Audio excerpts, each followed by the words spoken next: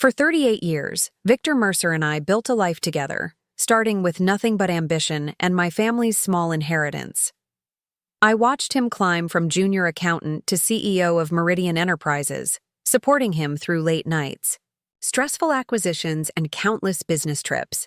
I put my own career aspirations on hold, managed our home, raised our 2 children, and played the perfect corporate wife at every function.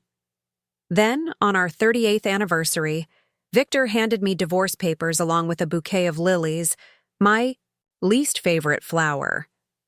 He looked almost bored as he explained how he'd outgrown our marriage. What he didn't know was that 6 months earlier, I had become the majority shareholder of Meridian Enterprises, the very company he'd built his identity around. I owned him, and he had no idea. Before we jump back in, tell us where you're tuning in from, and if this story touches you, make sure you're subscribed, because tomorrow, I've saved something extra special for you. I'm Elaine Mercer. At 63, I've spent over half my life in Victor's shadow. When we met, I was 22, fresh out of business school with a degree in finance and big dreams. Victor was 26, charming and driven, a man with a clear vision for his future. We fell in love quickly, married within a year, and I thought we were building our dreams together. But somewhere along the way, my dreams became footnotes in the story of Victor's success. The first decade was partnership, genuine partnership. We lived in a modest apartment in Oak Ridge, counting every penny, planning our future on notepads at our small kitchen table. When I got pregnant with James, our firstborn, we celebrated with sparkling cider instead of champagne because we were saving for a down payment on a house. Those early struggles bonded us. Victor would hold my hand and promise, "One day, Lainey, we'll have everything we ever wanted." By our 15th anniversary, Victor had founded Meridian Enterprises, a financial consulting firm that quickly gained traction. We moved to Lakeview Heights, the house we'd always dreamed of. 5 bedrooms, a backyard with a view of Silver Lake, and a kitchen I designed myself. I remember the housewarming party, how Victor proudly told everyone, "None of this would be possible without Elaine. She's the backbone of our family." I believed him then. When Cynthia was born, our second child, Victor, missed the delivery. He was in Boston, closing a deal that would double Meridian's client base. He sent an enormous arrangement of flowers to the hospital room and apologized profusely when he finally made it home 3 days later. I forgave him because that's what partners do. They understand sacrifice for the greater good. Our greater good. By year 20, the sacrifices became more one-sided. My own career in financial analysis, once promising, had been sidelined indefinitely. "The children need stability," Victor insisted, "and Meridian needs me right now. Once things settle down, you can go back to work." Things never settled down. Meridian kept growing, Victor kept traveling, and I kept waiting. I managed our investments, while Victor managed his company. Every bonus, every windfall, I carefully allocated funds into various portfolios. Victor praised my financial acumen, but never really paid attention to the details. "That's why we're perfect together, Lainey," he'd say. "You handle our money, I earn it." He didn't notice when I started attending shareholder meetings of companies we'd invested in. He didn't question why I spent hours on conference calls that I vaguely described as investment discussions. His world had narrowed to Meridian, its growth, and increasingly its young VP of operations, Natalie Carson. For our 30th anniversary, Victor gave me a diamond bracelet and 2 weeks in Paris without him. "I'm sorry, Lainey, but this merger won't wait. Go enjoy yourself. You deserve some time to relax." I went alone, but I didn't relax. Instead, I toured the Paris office of an investment firm that held significant interest in Meridian's largest competitor. We discussed strategy over expensive wine in a restaurant overlooking the Seine. Our children grew up and moved away. James settled in Seattle with his wife, rarely calling except on holidays. Cynthia chose London for graduate school and stayed. visiting once a year with obligatory gifts and stories of her financial consulting career. Ironically, following her father's footsteps rather than recognizing her mother's unfulfilled path in the same field. 6 months ago, I found them together, Victor and Natalie, in our vacation home in Aspen. I wasn't supposed to be there. My flight to visit Cynthia had been canceled due to weather, and I decided to surprise Victor, who had told me he was there for a strategic planning retreat. The surprise was mine. They didn't notice me open the door to the master bedroom, standing there for almost a full minute while they remained entangled in the sheets I had chosen when we renovated the house 5 years ago. I closed the door silently and left without a word. Victor never knew I had been there. That night, in our empty primary residence, I made a phone call to Lawrence Bennett, an old college classmate who now headed one of the largest private equity firms on the East Coast. We had kept in touch over the years, occasionally consulting on investment strategies. "Larry," I said, "I think it's time we discussed that proposal you mentioned last year." The plan formed methodically, as all good financial strategies do. Victor had been so preoccupied with Natalie that he missed the signs. The quiet consolidation of voting proxies, the subtle shift in board member allegiances, the careful acquisition of shares through shell companies I had established years ago as retirement projects to keep my finance skills sharp. Victor had always found my investment hobby cute but unnecessary. "I'm building an empire for us," he'd say. "You don't need to worry about retirement." I wasn't worried about retirement. I was planning a reckoning. When Victor handed me those divorce papers on our anniversary, I accepted them with a smile that confused him. The papers outlined how generous he was being, offering me the house, a monthly stipend, and a small percentage of his company shares as a courtesy for my years of support. He expected tears, perhaps anger. Instead, I thanked him, poured myself a glass of the expensive scotch he thought I never touched, and told him I'd have my lawyer review the offer. "Don't make this difficult, Lainey," he said, already texting someone on his phone. "Natalie, no doubt. We've had a good run, but we both deserve happiness in our remaining years." Our remaining years. As if at 63, my life was drawing to a close while he, at 67, was embarking on an exciting new chapter with a woman half his age. Little did Victor know my most exciting chapter was just beginning, and his was about to reach a very unexpected conclusion. Preparing and narrating this story took us a lot of time, so if you are enjoying it, subscribe to our channel. It means a lot to us. Now back to the story. The day after Victor handed me the divorce papers, I maintained my composure, giving no indication that anything had changed. I prepared his favorite breakfast, poached eggs on sourdough with avocado, even though I knew he detested avocado and only pretended to enjoy it, because his new wellness coach insisted it was essential for men of a certain age. Victor barely noticed, scrolling through his phone as he absent-mindedly took bites between emails.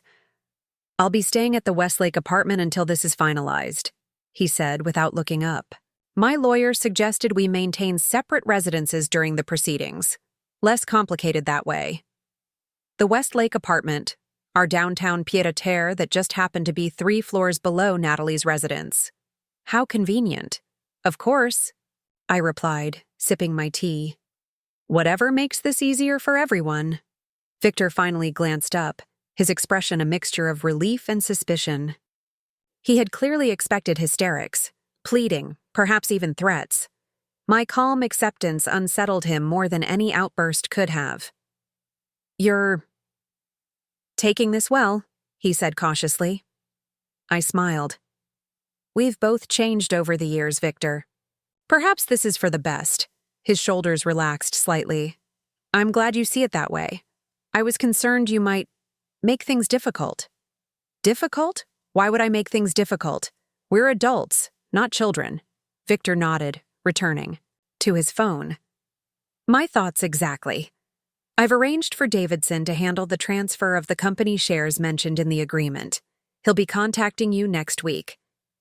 Davidson, Gerald Davidson, Meridian's chief financial officer. A nervous man with thinning hair who had always treated me with barely disguised condescension at company functions. He had been with Victor since the early days, handling the financial side while Victor focused on client acquisition and strategy. Davidson knew every detail of Meridian's finances, or at least he thought he did. That won't be necessary, I said lightly. I have my own financial advisor who can handle the transfer. Victor frowned. Since when do you have a financial advisor? Oh, for several years now. Lawrence Bennett. You might remember him from business school. He was a year ahead of us. Recognition flickered across Victor's face. Bennett? From Eastridge. Capital? The very same. We've kept in touch over the years. Victor's frown deepened. He disliked being surprised, especially by information he felt he should have known. You never mentioned this. You never asked, I replied simply, standing. To clear the dishes. After breakfast, Victor packed a suitcase while I pretended to read in the living room. When he came downstairs, he hesitated by the door. The Westlake apartment is still in both our names, he said. Feel free to use it any time, though perhaps. Call first. How considerate of him to offer access to property that was half mine. I appreciate that, Victor. Oh, by the way, the quarterly board meeting for Meridian is next Thursday, correct? He paused, hand on the doorknob. Yes? Why? No reason. I was just organizing my calendar and remembered you mentioning it. Victor studied me for a moment, then shrugged. Well, goodbye then. I'll have my assistant coordinate with you regarding any paperwork. Perfect. Have a productive day. The door closed behind him, and for the first time in 38 years, I was truly alone in our sprawling Lakeview Heights home. I waited 10 minutes to ensure Victor wouldn't return for something forgotten, then walked to my private study, the one room in the house that Victor rarely entered, dismissing it as my hobby room, where I managed our household finances. I unlocked the bottom drawer of my mahogany desk and removed a leather portfolio embossed with the Eastridge Capital logo. Inside was the culmination of 6 months of careful planning, documentation of my majority ownership of Meridian Enterprises, achieved through a complex series of transactions that Victor, in his arrogance, had never noticed. I dialed Lawrence's private number, which he answered on the second ring. Elaine, he greeted me warmly.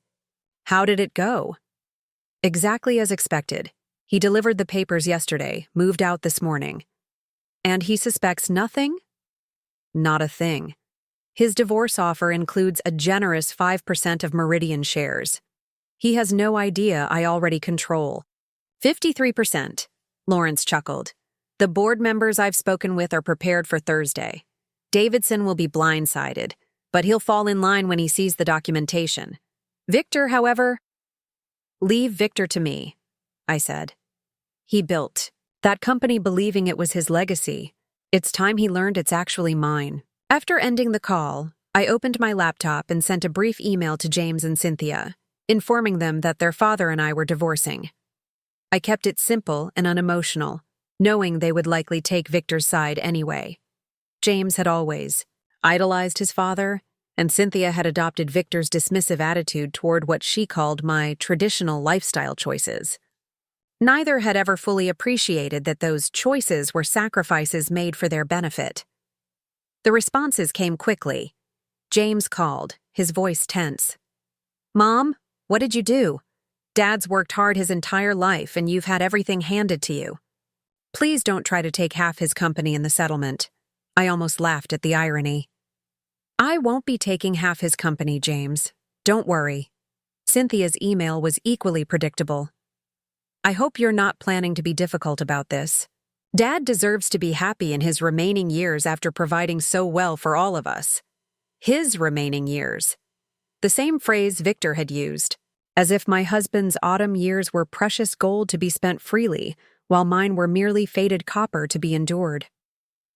I closed my laptop without responding to Cynthia and spent the afternoon contacting the board members who weren't yet aware of my position. Most were shocked, a few were amused, and two, the oldest members who remembered me from the early days, expressed something close to admiration. "Victor never mentioned your level of involvement," said Edward Harrington, who had been on the board since Meridian's inception. "Victor doesn't know," I replied, a pause. "Fascinating. And what are your intentions for the company, Mrs. Mercer?" "Please, call me Elaine. And my intentions are to ensure Meridian's continued success and growth, with some adjustments to leadership." By evening, I had spoken with 11 of the 15 board members. 9 had pledged their support, recognizing the legitimacy of my position regardless of their personal feelings about the situation. 2 remained non-committal but didn't express outright opposition. As night fell, I poured myself another glass of scotch and walked through our empty house. The house that had been more of a showcase for Victor's success than a home for many years. In the living room, photos chronicled our history, our wedding day, James's and Cynthia's births, family vacations, Victor receiving awards, Victor shaking hands with politicians and business leaders. I was in many of these photos, but always, slightly behind Victor, the supportive wife who made his accomplishments possible. My phone buzzed with a text from Victor. "Lainey, please don't mention our situation to anyone at Meridian yet. I'd like to handle the announcement professionally after the papers are finalized. How like him to worry about appearances, to try controlling the narrative even now." I replied with a simple, "Understood," and smiled to myself. Victor had always been so focused on his endgame that he rarely paid attention to the moves being made right in front of him. That night, I slept in the center of our king-sized bed for the first time in decades. No more carefully staying on my side, no more listening to Victor's snoring, no more pretending to be asleep when he came to bed late smelling of whiskey and perfume that wasn't mine. In the morning, I opened the wall safe behind Victor's pretentious oil painting of himself and removed the original Meridian Incorporation documents, papers he didn't know I had kept. On page 3 was my signature as co-founder and initial investor, a fact that had been conveniently overlooked in every company history Victor had ever shared. The irony wasn't lost on me. Victor had spent years gradually erasing my contributions to Meridian's success, and I had spent months quietly ensuring I would control its future. 6 days until the board meeting. 6 days until Victor learned that the company he was offering me a small piece of in our divorce was already mine. 6 days until he discovered that while building his empire, he had overlooked the Empress sitting quietly beside him. The morning before the board meeting, I received an email from Gerald Davidson requesting a brief conversation regarding the divorce settlement. I agreed to meet him for coffee at Riverview Cafe, a quiet establishment near Meridian's headquarters, where Victor and I had once celebrated our 20th anniversary. Victor had been distracted that night too, checking his phone repeatedly for important client messages that, in retrospect, were likely messages from one of his affairs. Davidson arrived 15 minutes late, his perpetually worried expression even more pronounced than usual. He carried a leather portfolio similar to my own, but emblazoned with the Meridian logo, a rising sun over stylized mountain peaks that I had actually designed during Meridian's early days, though Victor later claimed it came from a branding consultant. "Mrs. Mercer," Davidson greeted me with a thin smile, "thank you for meeting on such short notice. It's still Elaine, Gerald. 30 years of company functions should put us on a first-name basis, don't you think?" He shifted uncomfortably. "Yes, of course. Elaine." The waiter arrived, and Davidson ordered an espresso while I requested Earl Grey. When we were alone again, he opened his portfolio and removed several documents. "I wanted to discuss the company shares mentioned in your divorce settlement," he began, his voice adopting the condescending tone I'd grown accustomed to. Victor is being quite generous with the 5% offering, but there are some complexities that require explanation. I sipped my tea. What sort of complexities? Well, you see, these aren't ordinary shares. They're Class B non-voting shares that Victor created specifically for family holdings. They provide dividend rights, but no control over company operations. I set down my cup. How interesting. And when did Victor create these special shares? Davidson consulted his notes. Approximately 3 years ago, during the company restructuring. The restructuring I was told was merely administrative, I clarified. The one Victor assured me was routine and required no input from me. Davidson's eyes darted away from mine. I can't speak to your conversations with Victor, but these shares represent considerable financial value. The current dividend yield would provide you with roughly $300,000 annually, which is quite generous, I finished for him. Yes, I've heard that word frequently these past few days. The waiter delivered Davidson's espresso, which he gulped nervously despite its temperature. There's one other matter, he continued, extracting another document. The settlement includes continued health insurance and social benefits, but it does require you to waive any future claims on Meridian Enterprises or its subsidiaries. I took the document, pretending to scan it while already knowing exactly what it contained. Victor was attempting to secure my signature on a comprehensive release that would invalidate any ownership claims, a document that would be worthless, given my already established position, but would reveal my hand if I refused to sign it. This seems straightforward, I said, returning the paper to Davidson. I'll have my attorney review it, of course. Davidson relaxed visibly. Excellent.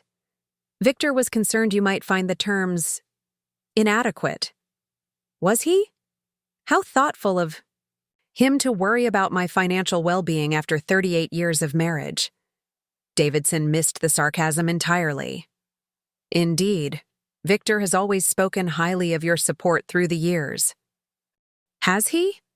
I wonder if that includes the $240,000 I invested from my family's inheritance to launch Meridian, when no bank would approve Victor's business loan. The color drained from Davidson's face. I wasn't aware of that particular detail. There are many details about Meridian's history that seem to have been forgotten, Gerald.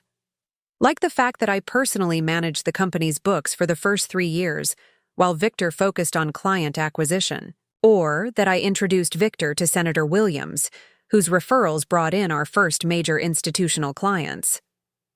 Davidson stared at me as if seeing me for the first time. Mrs. Mercer, Elaine, if you have concerns about the settlement offer— I don't have concerns, I interrupted smoothly. I'll be attending tomorrow's board meeting, by the way. This clearly caught him off guard. The board meeting? But that's for shareholders and executives. The divorce settlement hasn't been finalized, so technically you don't yet hold any— I'm well aware of who attends board meetings, Gerald. I'll see you tomorrow at 10.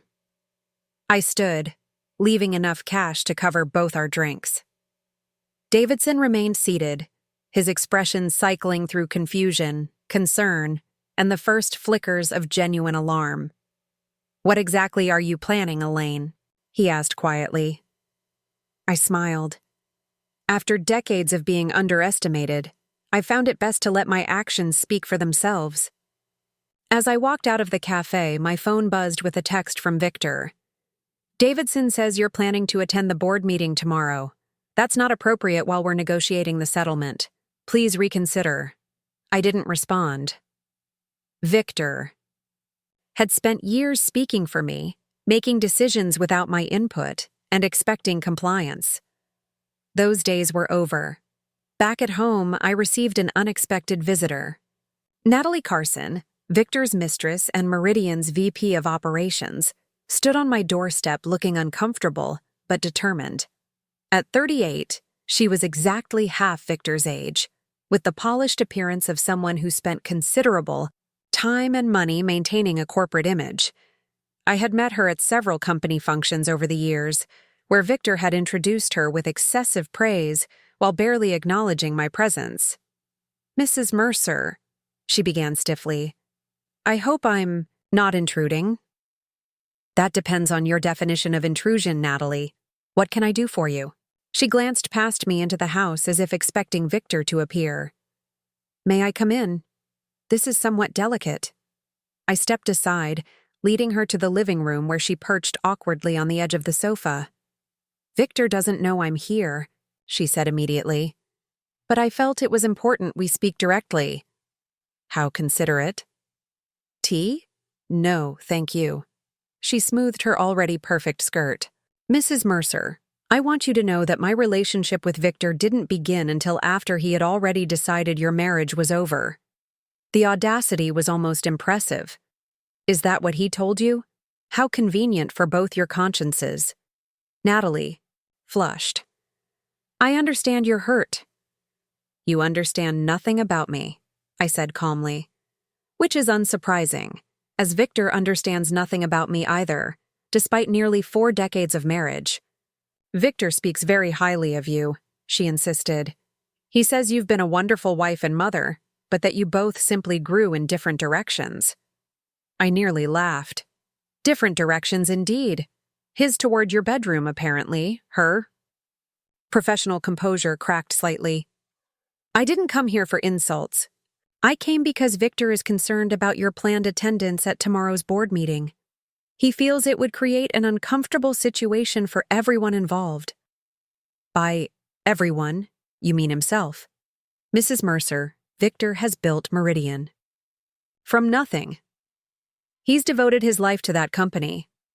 Whatever issues exist between you two, personally shouldn't interfere with business operations. I studied her, this younger woman who had no idea she was merely the latest in a string of Victor's indiscretions. Tell me, Natalie, what has Victor shared with you about Meridian's early days? About how the company was founded? She blinked. He started it after leaving Weston Financial. He had a vision for a different kind of consulting firm. And the initial funding? The first office space? The original client list? I assume he secured investors like most startups. One investor, I corrected. Me. Natalie shifted uncomfortably. Mrs. Mercer, I'm not here to discuss company history. I'm just asking you, woman to woman, to consider Victor's position. This divorce can be amicable if both parties behave reasonably. I smiled. I completely agree about behaving reasonably, and I find it perfectly reasonable to attend a board meeting of a company I helped create. But the settlement only grants you 5% non-voting shares, which doesn't entitle me to attend board meetings? You're absolutely right. But that's not why I'll be there. Confusion crossed her face. I don't understand. No, you don't.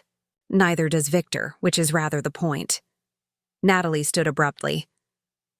I can see this conversation isn't productive. I tried to appeal to your better nature, but clearly, my better nature has been appealed to for 38 years, Natalie. It's retired now. But I'm curious, what exactly did Victor promise you? A promotion? Marriage once I'm out of the picture? Or just the thrill of sleeping with the boss? Her composure shattered completely. You have no idea what Victor and I have together. You've been checked out of this marriage for years. He tells me how you live like roommates, how you've shown no interest in his work or his life. Is that Victor's version of events? How fascinating and entirely predictable. Deserves happiness after years of providing for a wife who doesn't appreciate him. I walked to the door and opened it. Tomorrow should be educational for both of you. I suggest you wear something appropriate for surprises. After Natalie left, I received calls from both my children within minutes of each other, clearly orchestrated. By Victor. James went straight to accusations. Mom, are you trying to embarrass Dad at work now? Haven't you done enough? I wasn't aware that attending a board meeting constituted harassment, James. You know exactly what you're doing. Dad's lawyer says you're being unreasonable about the settlement. 5% of Meridian is worth millions. What? More do you want? What I wanted was for my son to ask about my well-being, to consider that perhaps his father wasn't the victim in this scenario. But James, like Victor, saw me only as an extension of his father's narrative. What I want, I said, carefully, is what I've already secured for myself. What does that mean? Mom, please don't make this uglier than it needs to be. I'm not making anything ugly, James. I'm simply attending a meeting. Cynthia's call was barely different. Mother, this petty revenge tour needs to stop. You're only hurting yourself by dragging this out. I wondered when my children had become such perfect echoes of their father, assuming my incompetence, dismissing my agency, and rewriting history to cast Victor as the generous provider and me as the ungrateful recipient. I'll speak with both of you after tomorrow's meeting, I told Cynthia. Perhaps then we can have a more informed conversation. That night, I laid out my outfit for the board meeting. Not the subdued, supportive spouse attire Victor had always preferred, but the sharp Armani suit I'd purchased in Milan during my Paris vacation 3 years earlier. Victor had never seen it. He hadn't been interested in hearing about a trip he hadn't accompanied me on. Tomorrow, Victor would finally see me, truly see me, for the first time in decades. And I was ready. I arrived at Meridian's headquarters 30 minutes before. The board meeting was scheduled to begin. The 50-story glass tower in the heart of downtown had always filled Victor with pride. He'd insisted on the top 3 floors when the company had grown large enough to justify the expense. Clients expect success to be visible, he'd explained, while signing the exorbitant lease, dismissing my concerns about unnecessary overhead. The security guard at the lobby desk recognized me immediately. Mrs. Mercer, we haven't seen you in quite a while. Hello, George. How's your daughter doing at college? His face lit up. She's graduating next month. Top of her class. Wonderful. That scholarship from the Mercer Family Foundation must have helped. It made all the difference. We couldn't have afforded Westlake University without it. What George didn't know, what even Victor didn't fully appreciate, was that the Mercer Family Foundation had been my creation, funded primarily through my personal investments rather than Victor's income. Victor enjoyed the tax benefits and public recognition, but the actual work of reviewing applications and selecting recipients had always been mine. Mrs. Mercer? The receptionist on the executive floor seemed startled by my appearance. We weren't expecting you today. I'm attending the board meeting, Diane, I said pleasantly, heading toward the conference room. But, she began, then stopped herself. Let me just inform Mr. Mercer that you're here. No need. I'm sure he's busy preparing. I'll just wait. In the conference room. I entered the expansive room with its floor-to-ceiling windows overlooking the city. The long mahogany table gleamed under recessed lighting, surrounded by 16 leather chairs. Placards marked each board member's seat, with Victor's at the head of the table. I noted with amusement that there was no placard for me. Lawrence Bennett arrived next, his confident stride faltering slightly when he saw me already seated. We had agreed to maintain a strictly professional demeanor in front of others to avoid tipping our hand. Mrs. Mercer, he said formally, extending his hand. A pleasure to see you again. Mr. Bennett, thank you for coming. One by one, board members filtered in, each registering varying degrees of surprise at my presence. Edward Harrington, the senior board member who had pledged his support, gave me a subtle nod. Patricia Winters, the only other female board member, studied me with newfound curiosity. At precisely 9:57, Victor entered with Gerald Davidson and Natalie Carson, flanking him like supporting actors in his personal drama. Victor stopped abruptly when he saw me, his practiced smile faltering. Elaine? I didn't realize you were already here. I like to be punctual, Victor. You taught me that. His eyes narrowed slightly before he recovered his composure. While I appreciate your interest, this is a closed board meeting. Perhaps we could discuss the company shares later in private. Edward Harrington cleared his throat. Actually, Victor, according to bylaws, any shareholder may attend board meetings as an observer, provided they don't disrupt proceedings. Victor's jaw tightened. Elaine doesn't yet hold shares, The transfer is still being processed as part of our personal arrangements. I smiled pleasantly. I'm not here as an observer, Victor. Before he could respond, the remaining board members arrived, and Victor was forced to begin the meeting. He took his position at the head of the table, straightened his tie, and launched into his usual performance. Ladies and gentlemen, thank you for joining our quarterly board meeting. Before we address the agenda items, I'd like to acknowledge the presence of my wife, Elaine. As some of you may have heard, we are in the process of amicably ending our marriage, and Elaine will soon become a minor shareholder in Meridian. She's here today to familiarize herself with our proceedings. Several board members exchanged glances.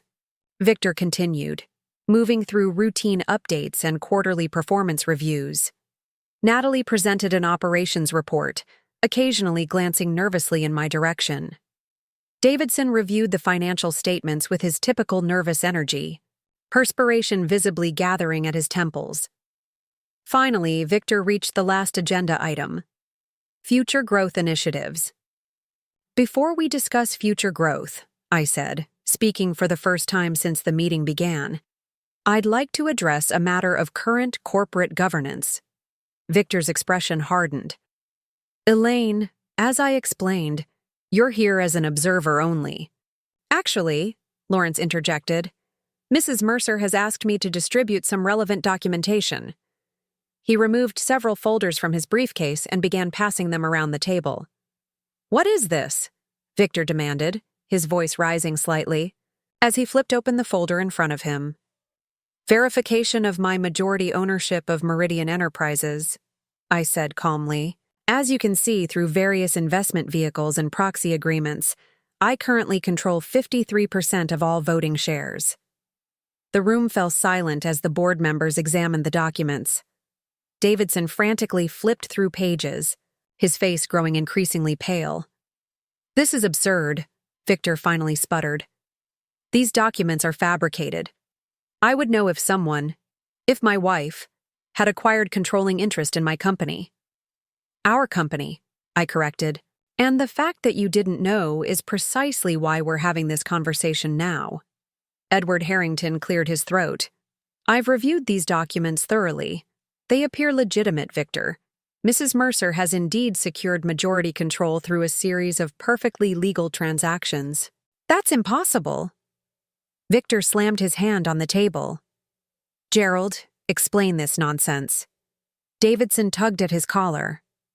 I'm reviewing the transactions now. They appear to have been executed through multiple shell companies and investment trusts. The names wouldn't have triggered any alerts in our system. Blue Horizon Holdings, Lakeside Investments, Pioneer Ventures. My personal investment vehicles, I explained. Established years ago with my inheritance and personal savings. You may recall dismissing them as my little hobby projects, Victor. The blood drained from Victor's face as understanding dawned. You've been planning this for years. No, Victor. I've been investing for years. I only started planning this 6 months ago, when I found you with Natalie in our Aspen home. Natalie gasped, her eyes widening. You knew? I've known about all of them, Natalie. You're just the latest in a long line of Victor's indiscretions.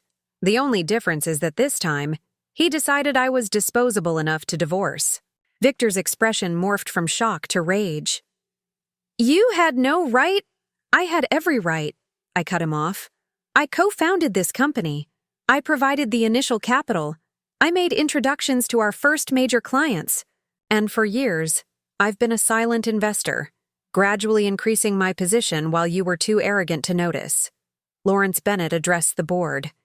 As Mrs. Mercer's financial advisor, I can confirm that all acquisitions were conducted, legally and ethically. No insider information was used, and all SEC filing requirements were satisfied. Victor turned to the board members. This is a personal matter that spilled into business. Elaine is angry about our divorce and trying to hurt me professionally. Surely you all see that. Patricia Winters spoke up. What I see is that Mrs. Mercer has legitimately acquired controlling interest in Meridian. And as board members, We have a fiduciary duty to acknowledge that reality. This is a hostile takeover, Victor protested. Actually, I replied, it's more of a long overdue correction, and there's nothing hostile about it, unless you make it so.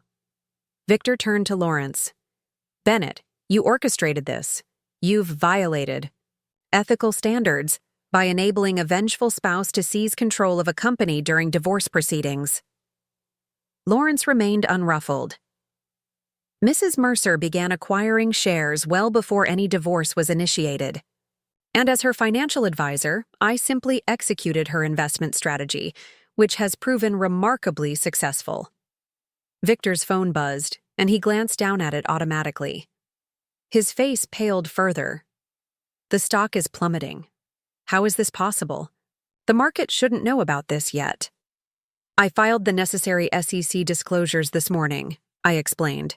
Transparency is important in corporate governance, something you might have mentioned during all those business dinners I wasn't invited to attend. Davidson was frantically typing on his tablet. Victor, major news outlets are reporting on the ownership change. Investors are responding to the uncertainty. This is your doing, Victor hissed at me. You've potentially destabilized a billion-dollar company out of spite. Not spite, Victor, strategy.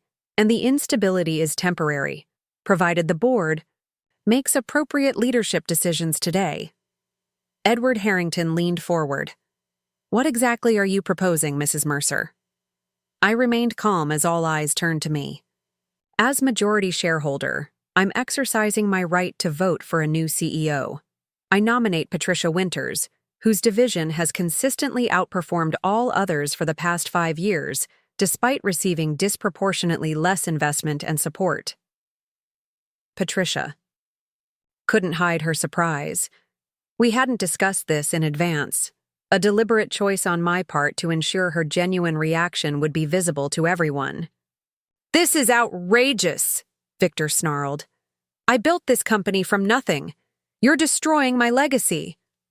Our company, Victor. Our legacy. And I'm not destroying it. I'm ensuring its future success with leadership that values merit over favoritism and innovation over entrenchment. The board members exchanged uncomfortable glances. Even those who had pledged their support seemed taken aback by the speed of developments. Perhaps we should adjourn to consider these developments, Edward suggested. This is highly irregular. By all means, I agreed. But before we do, I'd like to remind everyone that as controlling shareholder, I have the authority to remove and replace board members as well. I hope that won't be necessary. The implied threat hung in the air. Victor looked around the table, searching for allies, but found only uncertain faces avoiding his gaze. Natalie stood abruptly. I have an operations meeting scheduled. If you'll excuse me. Sit down, Natalie, I said firmly. As VP of Operations, your input will be valuable as we discuss Meridian's future leadership. She sank back into her chair, her confident facade crumbling. Victor leaned toward me, his voice low and dangerous. You won't get away with this. The divorce courts will see this as marital asset manipulation. The assets were acquired with my separate property, my inheritance and personal investments. Your name isn't on any of my investment vehicles, Victor, just as you made sure my name wasn't on Meridian's public materials. Ironic, isn't it? As the reality of his situation sank in, Victor's expression changed from anger to something I'd rarely seen on his face. Fear. For perhaps the first time in our marriage, he was seeing me not as his supportive wife, his children's mother, or his social accessory, but as a formidable opponent who had outmaneuvered him at his own game. The boardroom phone rang, and Diane's voice came through the speaker. Mr. Mercer, your son James is on line 1. He says it's urgent. Victor reached for the phone, then hesitated, looking at me. I nodded. By all means, take the call. I'm sure James is concerned about the stock price alert he just received. Victor picked up the receiver, listening for a moment before his face hardened. I'll call you back, James. We're in the middle of something. He hung up and turned to the board. My wife has orchestrated a corporate coup during our divorce proceedings. I'm asking the board to recognize this conflict of interest and adjourn until legal counsel can review these developments. Edward Harrington sighed. Victor, if these ownership documents are accurate, and our preliminary review suggests they are, then Mrs. Mercer has the legal right to call for leadership changes. We have a fiduciary duty to shareholders that supersedes personal considerations. Victor stared at me, decades of dismissal and underestimation finally giving way to recognition. Too late to be of any use to him. The board will take a 30-minute recess, Edward announced. When we reconvene, we'll vote on Mrs. Mercer's proposal regarding leadership changes. As board members filed out, murmuring among themselves, Victor remained seated, his empire crumbling around him. The conference room that had been his domain, the table where he had presided with such authority, now felt more like the scene of his professional execution. And I, after 38 years of being sidelined in my own marriage, was finally holding the gavel. During the board's recess, I remained in my seat, watching Victor pace the length of the conference room like a caged animal. He barked orders into his phone, presumably to his legal team, while shooting venomous glances in my direction. Natalie had fled the moment the recess was called, her heels clicking rapidly down the hallway. Davidson hovered anxiously at Victor's side, his tablet displaying a cascade of negative financial reports in real time. The stock has dropped 17% already, he muttered. Major institutional investors are calling for clarity on leadership succession. Victor snatched the tablet from him. Get our PR team to issue a statement immediately. This is a temporary family dispute that won't affect operations. Victor, I interjected, any press release requires majority shareholder approval now. I strongly advise against characterizing this as a family dispute. His eyes narrowed to slits. You've thought of everything, haven't you? I learned from watching you all these years, I replied calmly. The difference is, I was paying attention to your methods while you were dismissing my potential. Lawrence Bennett returned to the conference room, closing the door behind him. Several board members are consulting external counsel, he informed me. Standard procedure in a situation like this, but the consensus seems to be leaning toward acknowledging your controlling position. Victor slammed his palm on the table. Bennett, what you've done constitutes professional misconduct. I'll have your license for this. Lawrence remained unruffled. I've simply executed my client's legitimate investment strategy. If you're concerned about misconduct, perhaps we should discuss the Class B non-voting shares you created 3 years ago specifically to dilute potential family claims during divorce proceedings. That might interest the SEC. Color drained from Victor's face. How did you? Your own CFO provided the information, I said. Inadvertently, of course. Davidson has always been rather loose-lipped when he thinks he's speaking to an ignorant housewife. Davidson flinched visibly. Mrs. Mercer, I never intended— Save it, Gerald, Victor snapped. She's clearly been manipulating everyone for years. I almost laughed at the irony. Gathering information isn't manipulation, Victor. It's due diligence, something you taught me the importance of, though you never imagined I'd apply it to our marriage or your company. The tension was interrupted by a commotion outside the conference room. Through the glass walls, I could see my son James arguing heatedly with the receptionist. He caught sight of me and pushed past her, bursting into the room with Cynthia close behind him. Mom, what have you done? James demanded, his face flushed with anger. The business press is reporting that you've seized control of Dad's company. Our company, I corrected him. And I haven't seized anything. I've simply consolidated investments I've been making for years. Cynthia looked between Victor and me, her expression horrified. Is this true? You've been secretly buying up Dad's company to use as leverage in the divorce? I began investing in Meridian long before your father decided to divorce me, I explained. And as for leverage, I don't need any. I already control the company. Victor appealed to our children with practiced paternal authority. Your mother is angry about the divorce. She's lashing out financially, which is unfortunately common in these situations. My lawyers will handle it. Your father is trying to salvage his ego, I countered. He's angry that the wife he's been underestimating for decades outmaneuvered him at his own game.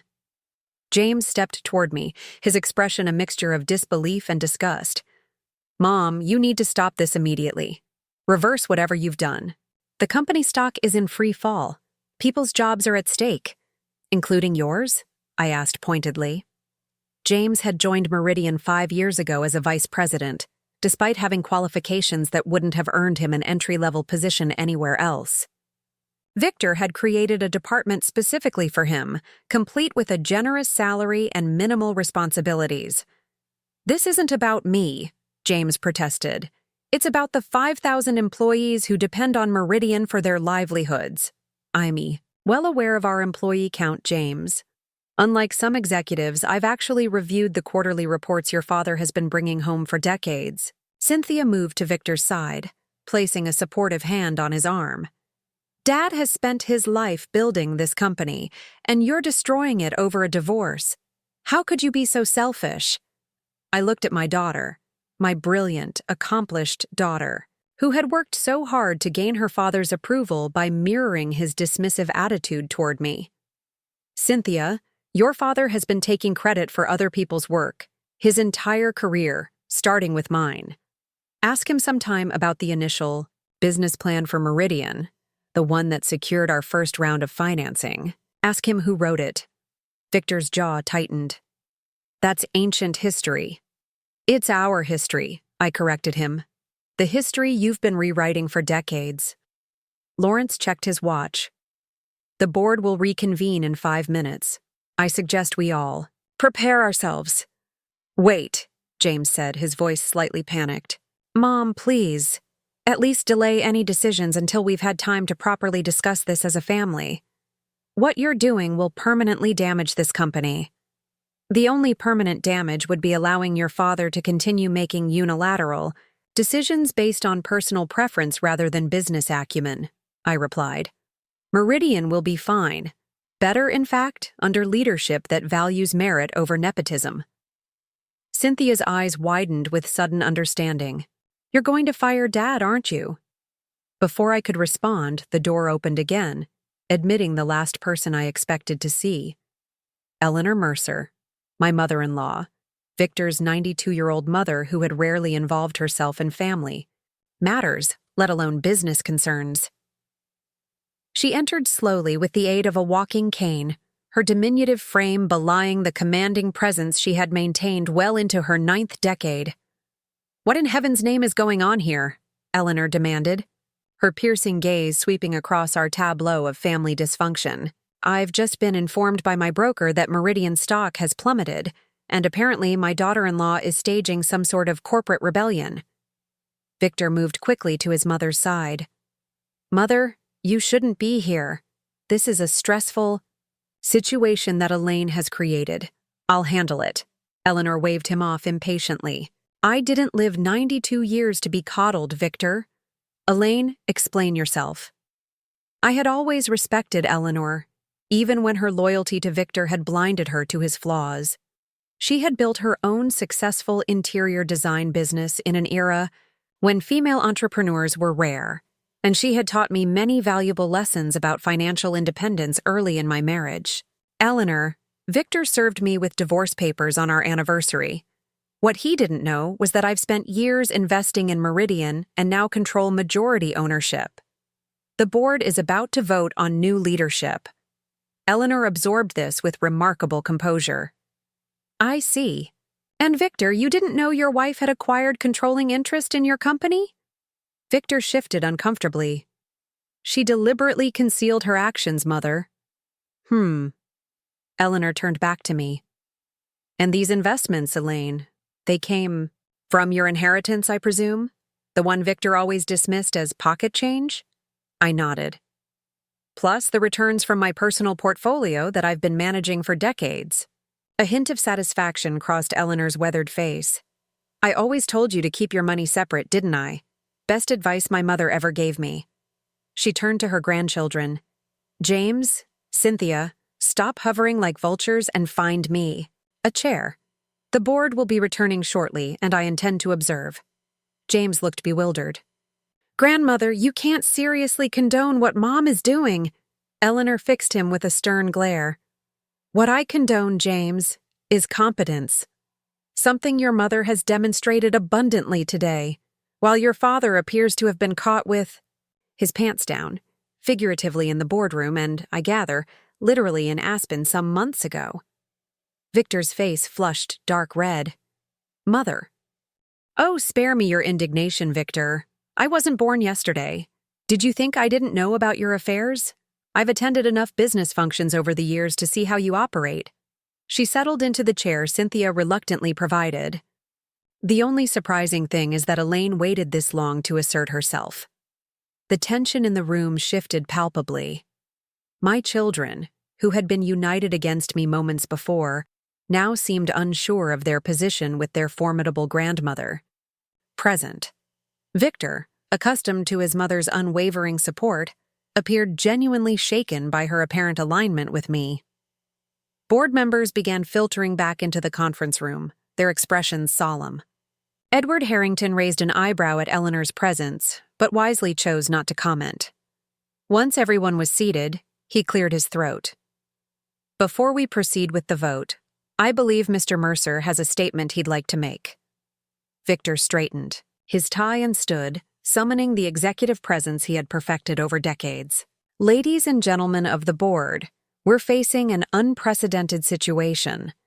My wife, soon-to-be ex-wife, has accumulated substantial ownership in Meridian through means that, while perhaps technically legal, were clearly designed to create leverage in our personal divorce proceedings. Several board members shifted uncomfortably. I founded Meridian Enterprises 35 years ago, Victor continued. I've guided this company through recessions, market disruptions, and industry transformations. I've delivered consistent growth in shareholder value. What you're witnessing today is not a legitimate business decision, but a personal vendetta that threatens to destabilize the company we've all worked so hard to build. He paused, his expression softening into the charismatic smile that had won over countless clients and colleagues. I'm asking the board to delay any leadership decisions until this personal matter is resolved. The divorce courts will ultimately determine the appropriate distribution of marital assets, including Meridian shares. Making hasty decisions now could irreparably harm the company and expose board members to potential liability. It was a masterful performance, confident, reasonable, and subtly threatening. The board members glanced at each other, clearly reconsidering their positions. Victor had spent years cultivating relationships with each of them, while I was essentially an unknown entity despite my newly revealed financial stake. Edward turned to me. Mrs. Mercer, would you care to respond? I rose slowly, conscious of every eye in the room, the skeptical board members, my hostile children, my calculating husband, and his surprisingly supportive mother. For 38 years, I began, I've watched Victor take credit for other people's work. I've seen him promote less qualified men over more deserving women. I've observed him make business decisions based on personal preference rather than data. And I've witnessed the company culture deteriorate as his ego has expanded. Victor scoffed audibly, but I continued undeterred. Victor claims I've accumulated shares as divorce leverage, but the truth is simpler. I believed in Meridian's potential more than I believed in Victor's leadership. I invested strategically because I saw both the company's strengths and its vulnerabilities. Vulnerabilities created by a CEO who values loyalty over competence and appearance over substance. I gestured toward the financial report still displayed on Davidson's tablet. The stock price isn't falling because of my ownership position. It's falling because the market has suddenly realized how dependent Meridian has been on a single leader with no succession plan. That's not my failure. It's Victor's. I looked directly at each board member. You all have fiduciary responsibilities to all shareholders, not just to Victor Mercer. I'm offering Meridian something it desperately needs: leadership based on merit, rather than personality. Patricia Winters has consistently outperformed every other division head, despite receiving less support and fewer resources. Her track record speaks for itself. Patricia straightened almost imperceptibly in her chair, her expression carefully neutral. I'm not asking you to choose me over Victor, I concluded. I'm asking you to choose Meridian's future over its past. Vote your conscience, not your comfort. As I returned to my seat, Eleanor Mercer nodded almost imperceptibly, a gesture not lost on Victor, whose expression darkened further. My children avoided my gaze entirely, staring at the polished table surface as if it might offer some escape from the family drama unfolding in this most public of settings. Edward Harrington cleared his throat. We'll now proceed with the vote on Mrs. Mercer's proposal to appoint Patricia Winters as CEO of Meridian Enterprises, effective immediately. The silence in the room was absolute as Edward called each board member's name, recording their votes. Victor stood rigid, his knuckles white as he gripped the back of his chair. When the final vote was tallied, Edward looked up, his expression grave. By a vote of 9-6, the board approves Patricia Winters as the new Chief Executive Officer of Meridian Enterprises. Victor's face contorted with rage.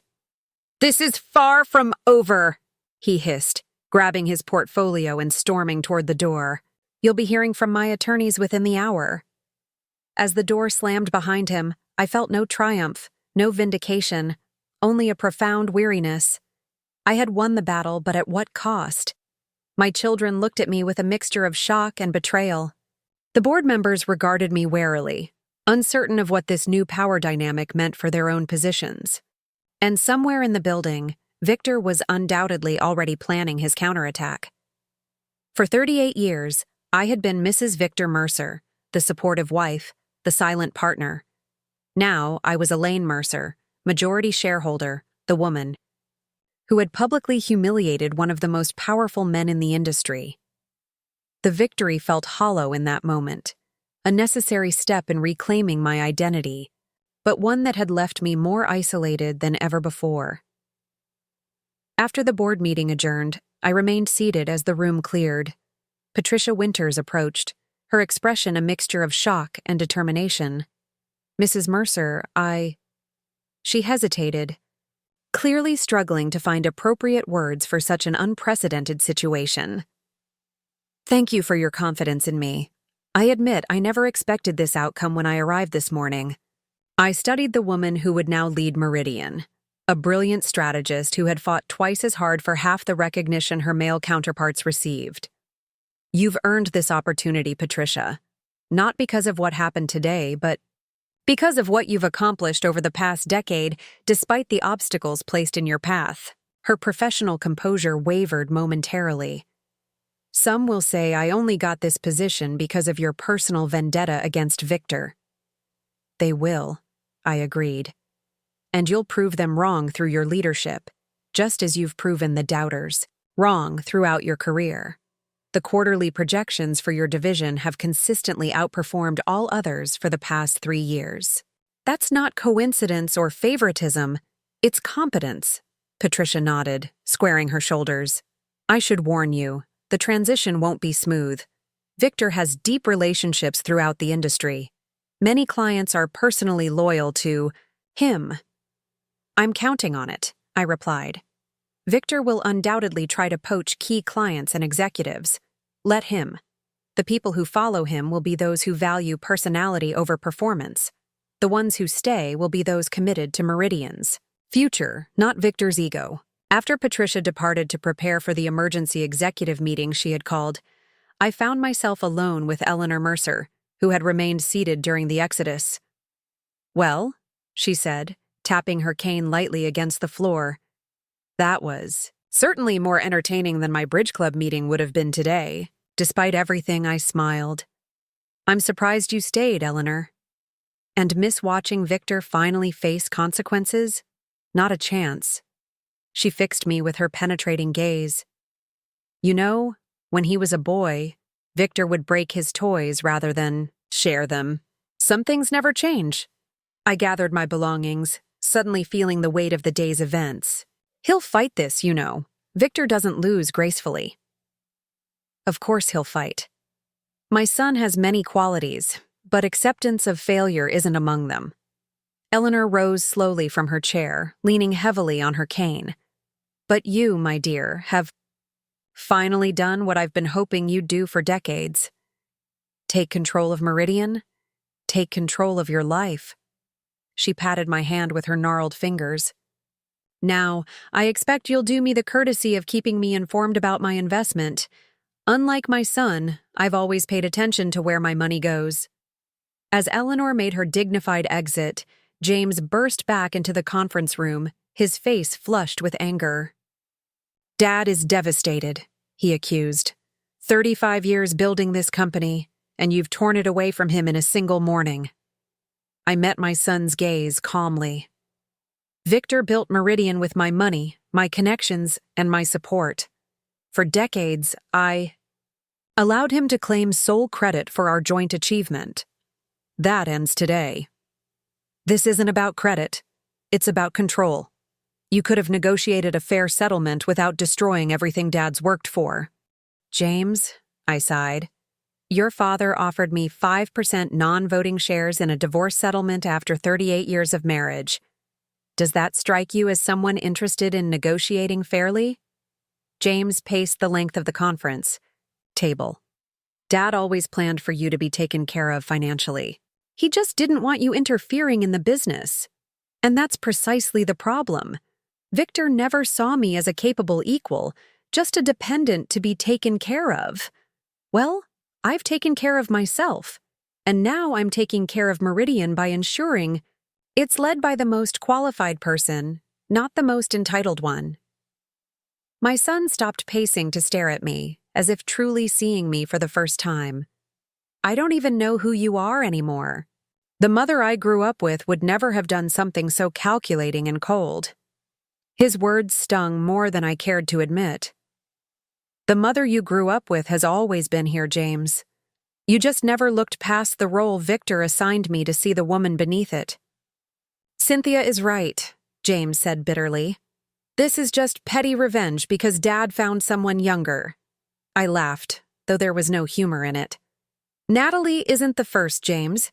She's merely the latest in a long line of women your father has entertained himself with over the years. The only difference is that this time he decided I was expendable. James blanched. You're lying. Dad wouldn't. Your father has been unfaithful throughout our marriage, I interrupted gently. I tolerated it because I believed our partnership, our family, was worth preserving.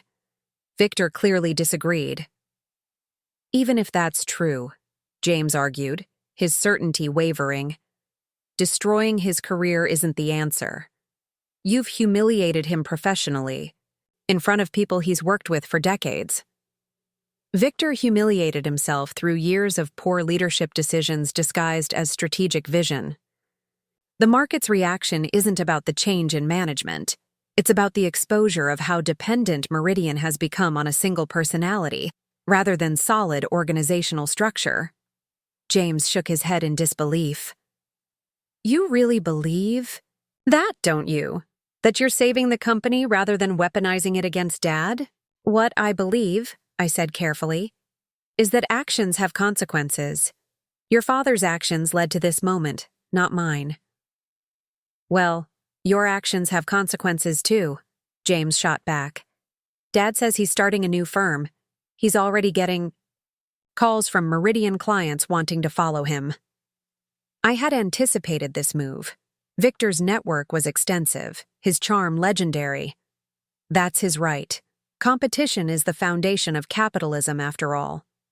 He's asked me to join him, James added, watching my face carefully, as a founding partner. The pain was swift, but not unexpected. My son, my firstborn, choosing Victor's side so definitively hurt despite my mental preparation for precisely this outcome. And have you accepted? I asked, keeping my voice steady. Haven't decided yet. James hesitated, then added, Cynthia already said yes. She's flying back from London next week to help him set up operations. Both my children, then. Both choosing Victor's narrative over mine. The hollowness I'd felt after the vote expanded into something deeper, a chasm of isolation that no professional victory could fill. "Whatever you decide," I said finally, "I hope it's because it's truly what you want, not because it's what your father expects." James studied me for a long moment. "You know what's ironic? All those years growing up, I thought, you were the parent who didn't have ambition. I always admired Dad's drive, his refusal to settle for less than he deserved." He shook his head. "Turns out you were playing a much longer game than any of us realized."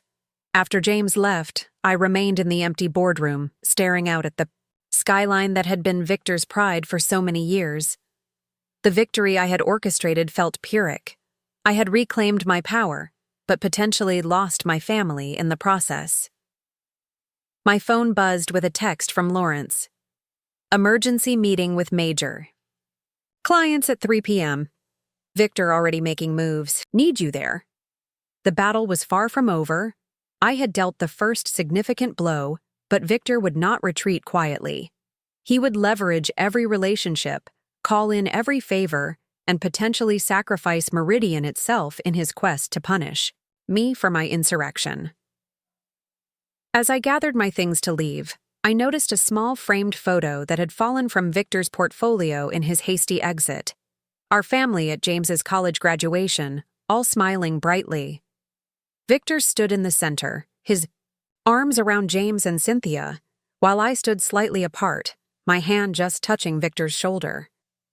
Even in that captured moment of family achievement, I had been positioned as an accessory, not an equal partner.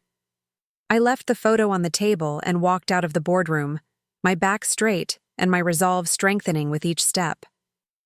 The path ahead would be difficult, filled with legal battles and personal heartbreak, but for the first time in decades, I was walking it on my own terms.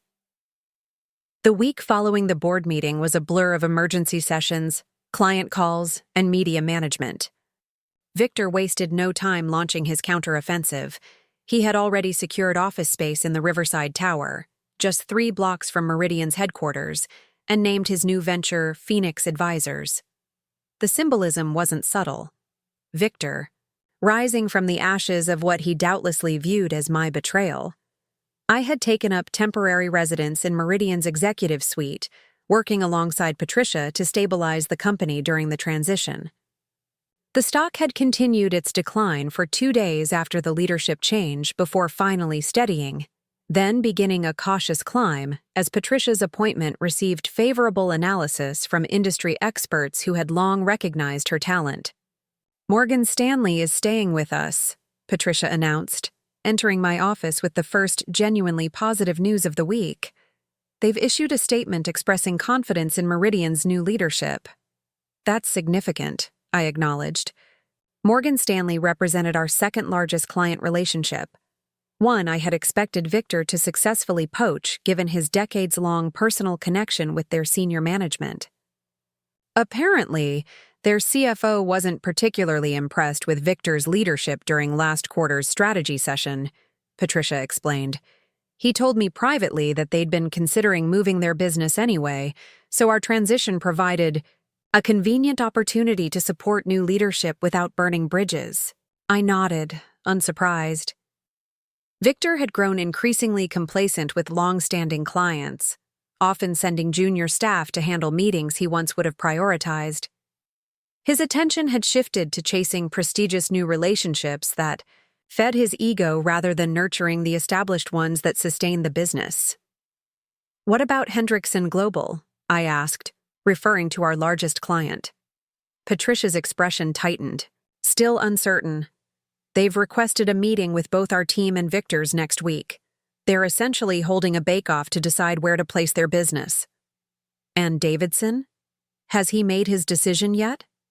"He submitted his resignation this morning. He's joining Victor at Phoenix." Patricia seemed unsurprised. "Half the finance department will probably follow him." "Let them go," I said, more calmly than I felt. Anyone who chooses personality over principles will eventually create the same toxic culture at Phoenix that they enabled here. We're better off rebuilding with people who value merit over favoritism. My phone buzzed with an incoming text. Cynthia had landed in New York and wanted to meet for dinner. I tried to ignore the flutter of hope that perhaps my daughter was extending an olive branch, though experience suggested otherwise. That evening, I met Cynthia at Bellini's, a quiet Italian restaurant where our family had often celebrated special occasions. She was already seated when I arrived, her posture rigid and her expression guarded. At 33, she was striking, her dark hair cut in a sharp bob that framed features that favored Victor more than me. "Thank you for meeting me," I said, taking the seat across from her. "I'm leaving for London tomorrow," she replied, her tone clipped. "I needed to speak with you before I go." "You're not staying to help your father with Phoenix?" "I'm handling European client relationships from London. Dad thinks my connections there will help establish Phoenix internationally from the start." She straightened the silverware before continuing. "I'm also liquidating my condo here. I won't be returning to New York regularly." The finality in her voice made it clear this wasn't just a business decision but a personal one, a deliberate distancing from me and the situation I had created.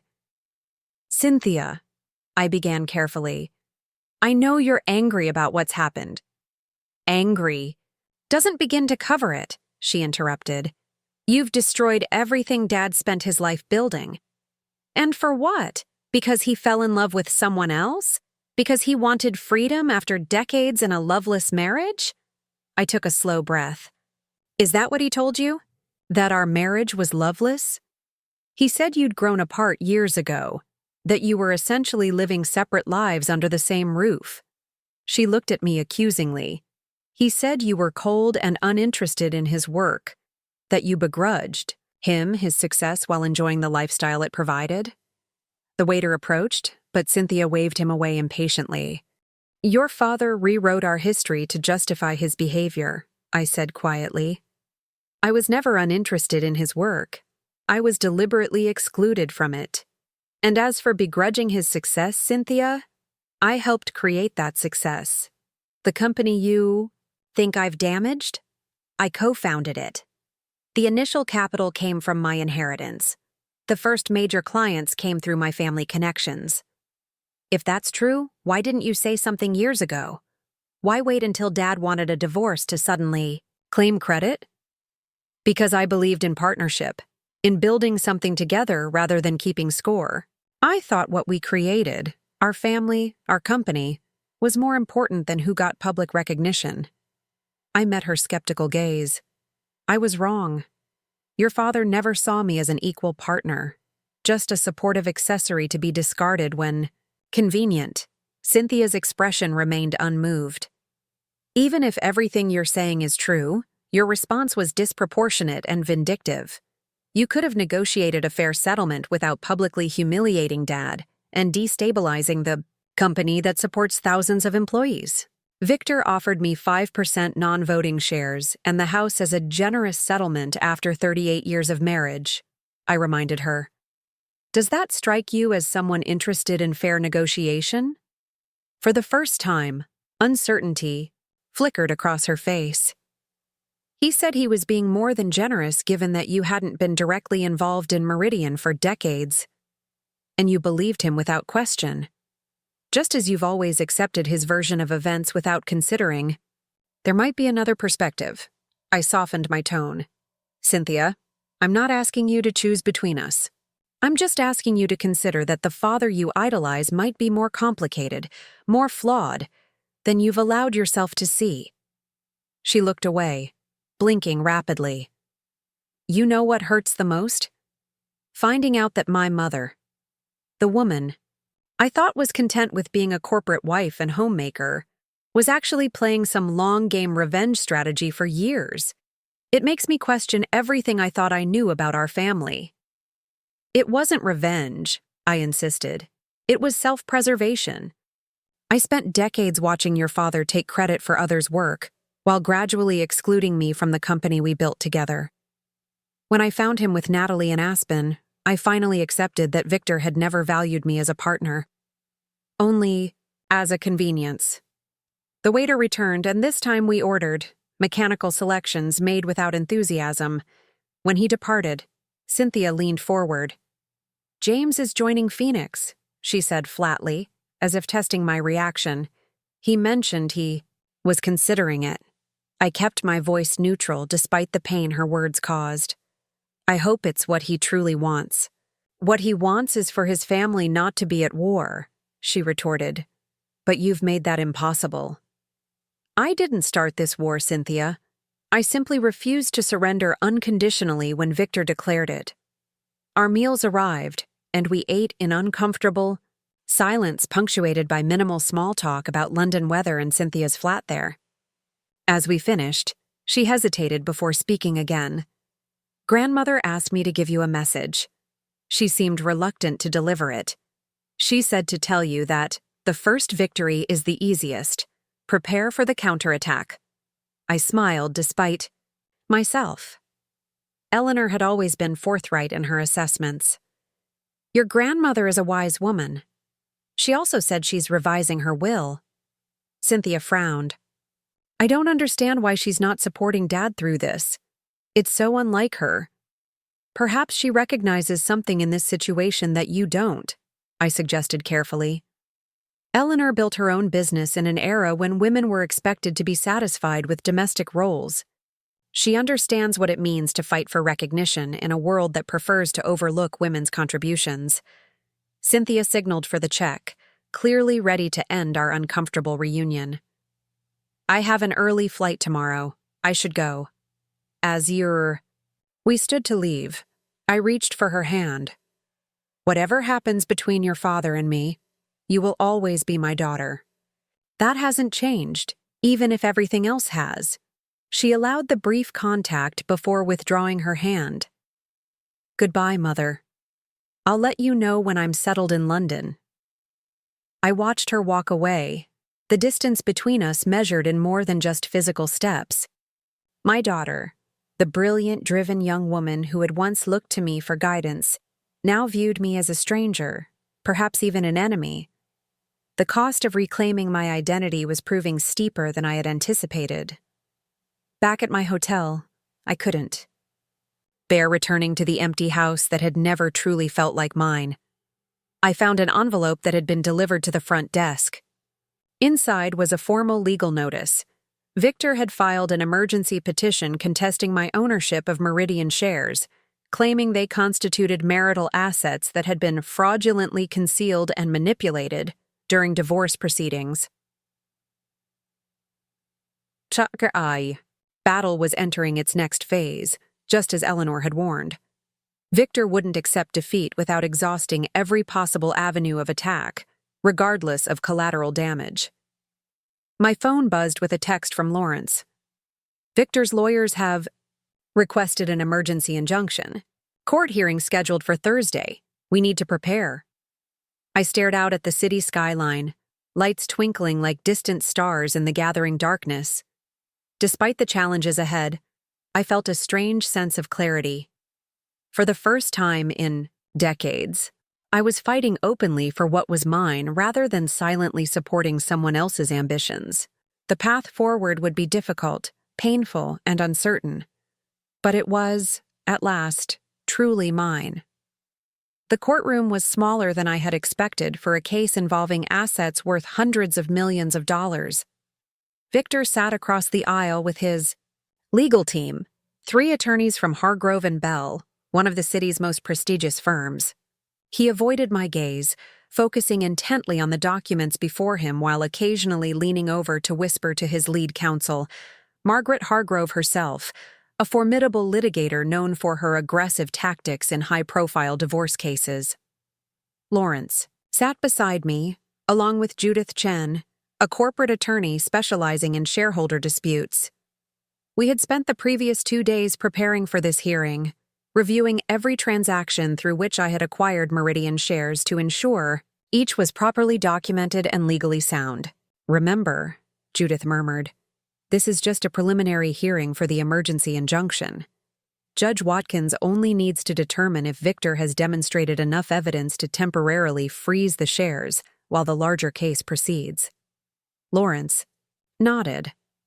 Essentially, Victor needs to show that there's a reasonable likelihood that these shares should be considered marital property rather than Elaine's separate assets, and that their transfer to me was deliberately timed to deprive him of his fair share in the divorce, I added. The bailiff called the court to order as Judge Samuel Watkins entered, a lean man in his 60s with sharp eyes that missed nothing as he surveyed the assembled parties. After the formalities, he addressed the attorneys directly. I've reviewed the filings from both sides. Mr. Mercer claims that his wife deliberately concealed her acquisition of Meridian Enterprises shares as part of a scheme to deprive him of marital assets during divorce proceedings. Mrs. Mercer contends that these shares were purchased with her separate property and represent legitimate investments made over many years. Does that accurately summarize the dispute before us today? Both sides confirmed his assessment. Judge Watkins peered over his reading glasses. Ms. Hargrove, you're seeking an emergency injunction to freeze Mrs. Mercer's voting rights in these shares pending resolution of ownership claims. You may proceed. Margaret Hargrove rose with practiced grace. At 58, she projected an aura of absolute confidence born from decades of courtroom victories. Your Honor, this case represents one of the most calculated attempts to circumvent equitable distribution laws that I've encountered in 30 years of practice. Elaine Mercer systematically acquired controlling interest in her husband's company through a complex web of shell companies and trusts, deliberately concealing these transactions from Mr. Mercer. I watched Victor nod gravely at her words, his expression a perfect mask of injured dignity. The performance would have been impressive if I hadn't witnessed similar theatrics throughout our marriage. Mrs. Mercer then waited until divorce proceedings were initiated to reveal her position, using this leverage to orchestrate a boardroom coup that removed Mr. Mercer from the company he founded and built over 35 years. This represents a clear attempt to gain unfair advantage in divorce negotiations and substantially diminishes the value of what would otherwise be considered marital property. Hargrove presented a timeline that portrayed my investments as suspiciously concentrated in the 2 years preceding Victor's divorce filing, a selective presentation that omitted my decades-long pattern of personal investment. When it was Judith Chen's turn to speak, she approached the bench with quiet determination. Your Honor, opposing counsel has constructed a narrative of deception that simply doesn't align with the facts. Mrs. Mercer has maintained separate investment accounts since before her marriage, initially funded with her family inheritance and, subsequently, with returns from those investments. These accounts and their activities have always been disclosed in the Mercer's tax filings, which Mr. Mercer signed annually. She displayed documentation of my earliest investments, including the initial $240,000 that had helped launch Meridian. Far from concealing these transactions, Mrs. Mercer conducted them openly through legitimate investment vehicles that she has maintained for decades. Mr. Mercer's apparent ignorance of his wife's financial activities doesn't constitute deception on her part. It reflects his own lack of interest in aspects of their financial life that he delegated to Mrs. Mercer throughout their marriage. Judge Watkins interrupted with his first question. These investment vehicles, Blue Horizon Holdings, Lakeside Investments, and so forth, were they jointly owned by the Mercers? No, Your Honor, Judith replied. These entities were established and owned solely by Mrs. Mercer using her separate property. Mr. Mercer has never been a signatory, manager, or beneficiary of these entities. Victor leaned forward, whispering urgently to Hargrove, who nodded before addressing the court again. Your Honor, regardless of the source of initial funds, the appreciation of these investments occurred during the marriage and is thus marital property under state law. Mrs. Mercer's strategic timing, revealing her ownership position only after divorce papers were filed, clearly demonstrates intent to deprive Mr. Mercer of his rightful share. The arguments continued for another hour. delving into the minutiae of financial transactions and the intricacies of state marital property laws. Throughout the proceedings, Victor maintained his carefully curated image of the wronged husband and visionary entrepreneur whose life's work had been stolen through underhanded tactics. I wondered if he actually believed this narrative or simply found it more palatable than acknowledging the truth that he had underestimated me for decades to his ultimate detriment. When both sides had presented their arguments, Judge Watkins removed his glasses and studied us thoughtfully. This case presents unusual circumstances. Typically, in a high-asset divorce, we see attempts to hide assets or diminish their value. Here, we have assets that were apparently hidden in plain sight, but their ownership is suddenly contested now that they've proven substantially valuable. He tapped his pen against the bench. I'm not prepared to issue an emergency injunction at this time. The documentation provided by Mrs. Mercer convincingly establishes that these investment vehicles were funded with separate property and maintained independently throughout the marriage. The fact that they were used to acquire shares in Meridian Enterprises doesn't automatically convert them to marital property. Victor's jaw tightened visibly as the judge continued. However, there are legitimate questions about whether the appreciation of these investments should be considered marital property, given that it occurred during the marriage. This will require more thorough examination in the broader divorce proceedings. He pointed his pen at each of us in turn. Until this matter is fully resolved, I expect both parties to act as responsible fiduciaries. Mrs. Mercer, while I'm not freezing your voting rights, I would view any further major corporate changes negatively in subsequent proceedings. After the hearing adjourned, I stood in the courthouse corridor with Lawrence and Judith, absorbing our qualified victory. He essentially told you to maintain the status quo, Judith explained. You can continue exercising your shareholder rights, but dramatic moves like replacing more executives or restructuring the company could backfire in the divorce case. Lawrence seemed pleased nonetheless. Victor was counting on that injunction to regain leverage. Without it, his position at Phoenix is substantially weaker when approaching Meridian clients. This buys Patricia time to stabilize the company's relationships. As we discussed next steps, Victor emerged from the courtroom with his legal team. He hesitated when he saw me, then abruptly changed direction and approached, dismissing his attorneys, with a gesture. "A word, Elaine?" His tone was controlled, but I could see the anger simmering beneath his practiced composure. I nodded to Lawrence and Judith, who reluctantly moved down the corridor, remaining within eyesight but out of earshot. "Congratulations on your tactical victory," Victor said coldly. "You've managed to convince a judge that decades of deliberate omission don't constitute deception." "I never lied about my investments, Victor. You simply never cared enough to ask." His expression hardened. "Don't pretend this was about independence or self-fulfillment. This was calculated revenge, pure and simple. Is that what you need to believe?" I studied the man I had spent most of my life with, the charming, ambitious partner who had gradually transformed into someone I barely recognized. "It's easier than acknowledging that you systematically erased my contributions to Meridian while building your own myth, isn't it?" "I gave you credit where it was due," he hissed. "But Meridian's success came from my vision, my client relationships, my strategic decisions. And now you'll have the opportunity to prove that with Phoenix," I replied evenly. "If your personal genius was truly the driving force behind Meridian's success, your new venture should thrive while Meridian falters without you. Time will tell." Victor moved closer, lowering his voice. "You've turned our children against me.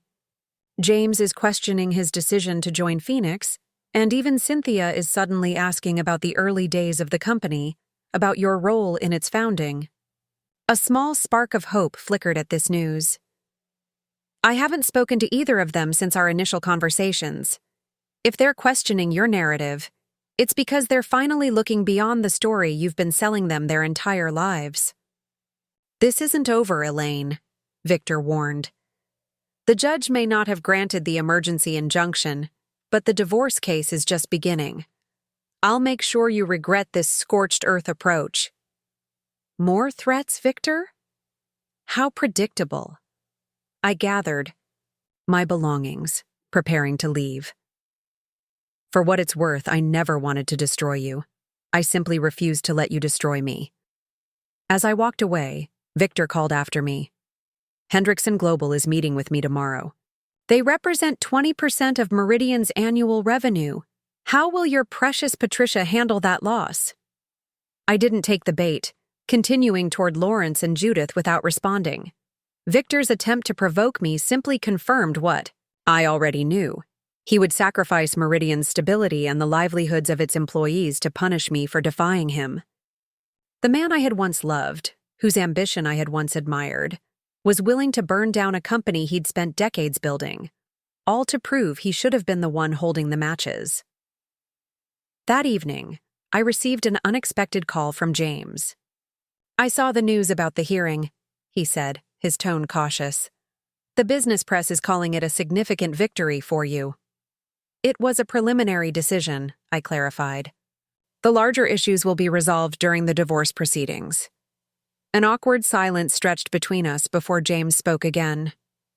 Mom, I've been thinking about what you said, about Dad's version of events versus yours. I asked Grandmother about the early days of Meridian. Her recollection aligns more closely with your account than Dad's. My heart quickened. Eleanor has always had a remarkable memory. She showed me documents, the original business plan, loan applications, the first office lease. Your name is on everything. He sounded genuinely confused. Dad always told us he built Meridian from nothing, that you supported him emotionally but weren't involved in the business itself. That became his truth over time, I said carefully. People often reshape their memories to align with the narrative they prefer. I postponed my decision about joining Phoenix, James admitted. I told Dad I needed more time to consider my options. I controlled my reaction, keeping my voice neutral. That seems wise. There's no need to rush such an important decision. Dad was furious. He said I was being disloyal, that I was falling for your manipulation. James paused. I've never seen him react that way before. It was unsettling. Your father is under tremendous pressure, I acknowledged. This situation is bringing out aspects of his personality that you may not have seen before. Another silence, then. Would there be a place for me at Meridian?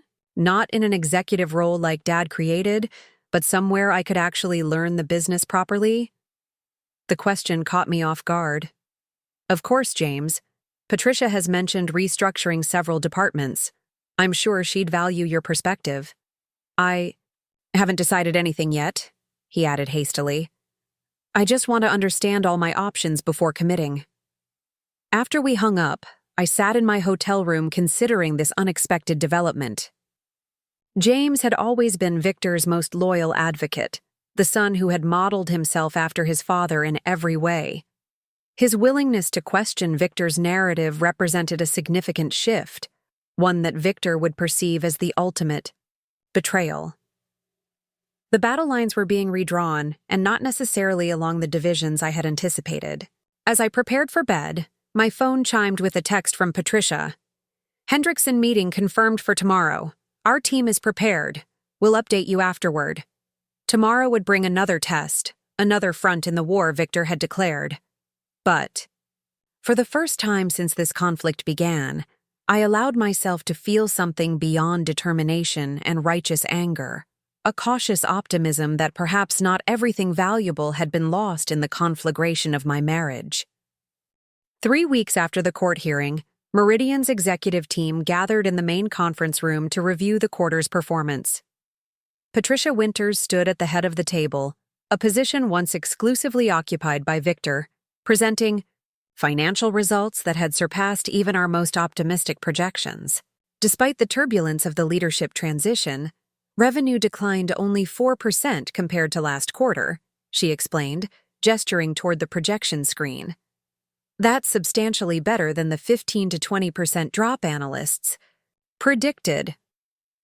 The mood in the room was cautiously positive, a welcome change from the crisis atmosphere that had prevailed since the board meeting. Client retention had stabilized at 85%, with most departures concentrated among Victor's personal contacts rather than Meridian's institutional relationships. Patricia continued her presentation, highlighting areas where the company had actually strengthened its position. Our focus on operational efficiency has already improved margins by 2 percentage points. The streamlined approval process has accelerated decision-making, and client feedback on the new account management structure has been overwhelmingly positive. I glanced around the table, noting the mixture of veteran executives and newly promoted talent. The leadership changes had created opportunities for several promising managers who had previously been overlooked during Victor's tenure, particularly women and minorities who had consistently delivered results without receiving corresponding advancement. The most surprising face at the table was James, who sat taking careful notes as Patricia spoke. After our phone conversation following the court hearing, he had requested a meeting with Patricia to discuss potential roles at Meridian. She had offered him a position in strategic planning, a genuine role with substantial responsibility, but one that would require him to earn his advancement rather than having it bestowed by virtue of his last name. To my surprise and Victor's evident fury, James had accepted. His decision had triggered the most vicious phase of the public relations battle between Meridian and Phoenix, with Victor giving a scathing interview to the Wall Street Journal in which he accused me of manipulating our son and using him as a pawn in her vindictive campaign. The article had prompted our first serious argument since James had rejoined Meridian, with him questioning whether he had made the right choice after all. "Dad's right about one thing," he had said during that difficult conversation. "I am caught in the middle of your battle." "You are," I had acknowledged. "But you're an adult making your own choices, not a pawn being moved by either of us. The question is whether you're here because you believe in Meridian's future or because you're trying to understand the past." His answer had been revealing. Maybe both. As the meeting concluded, Patricia addressed the elephant in the room. "We've all seen the announcements about Phoenix Advisors securing the Hendrickson Global account. While losing a client of that magnitude is significant, I want to emphasize that we anticipated this outcome and have adjusted our projections accordingly." The executive team exchanged glances. Hendrickson's decision to move their business to Phoenix had been Victor's first major victory in our ongoing corporate war. He had leveraged his 30-year relationship with Hendrickson's CEO to secure the account, undercutting Meridian's fees by nearly 40% in the process. "Victor's strategy is clear," Patricia continued. "He's targeting our largest relationships and offering unsustainable discounts to damage our revenue while establishing Phoenix's client base. This approach may yield short-term victories, but it creates long-term vulnerability.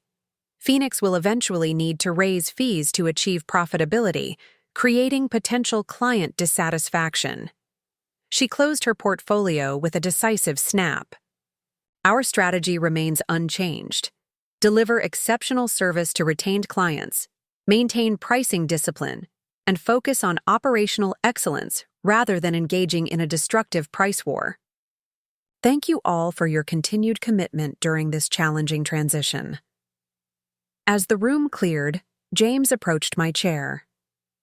"Do you have a minute? There's something I think you should see." We moved to a small meeting room where James opened his laptop. "I've been analyzing Phoenix's client acquisition strategy as part of the competitive intelligence report Patricia assigned me. Something didn't add up in their pitch to Hendrickson."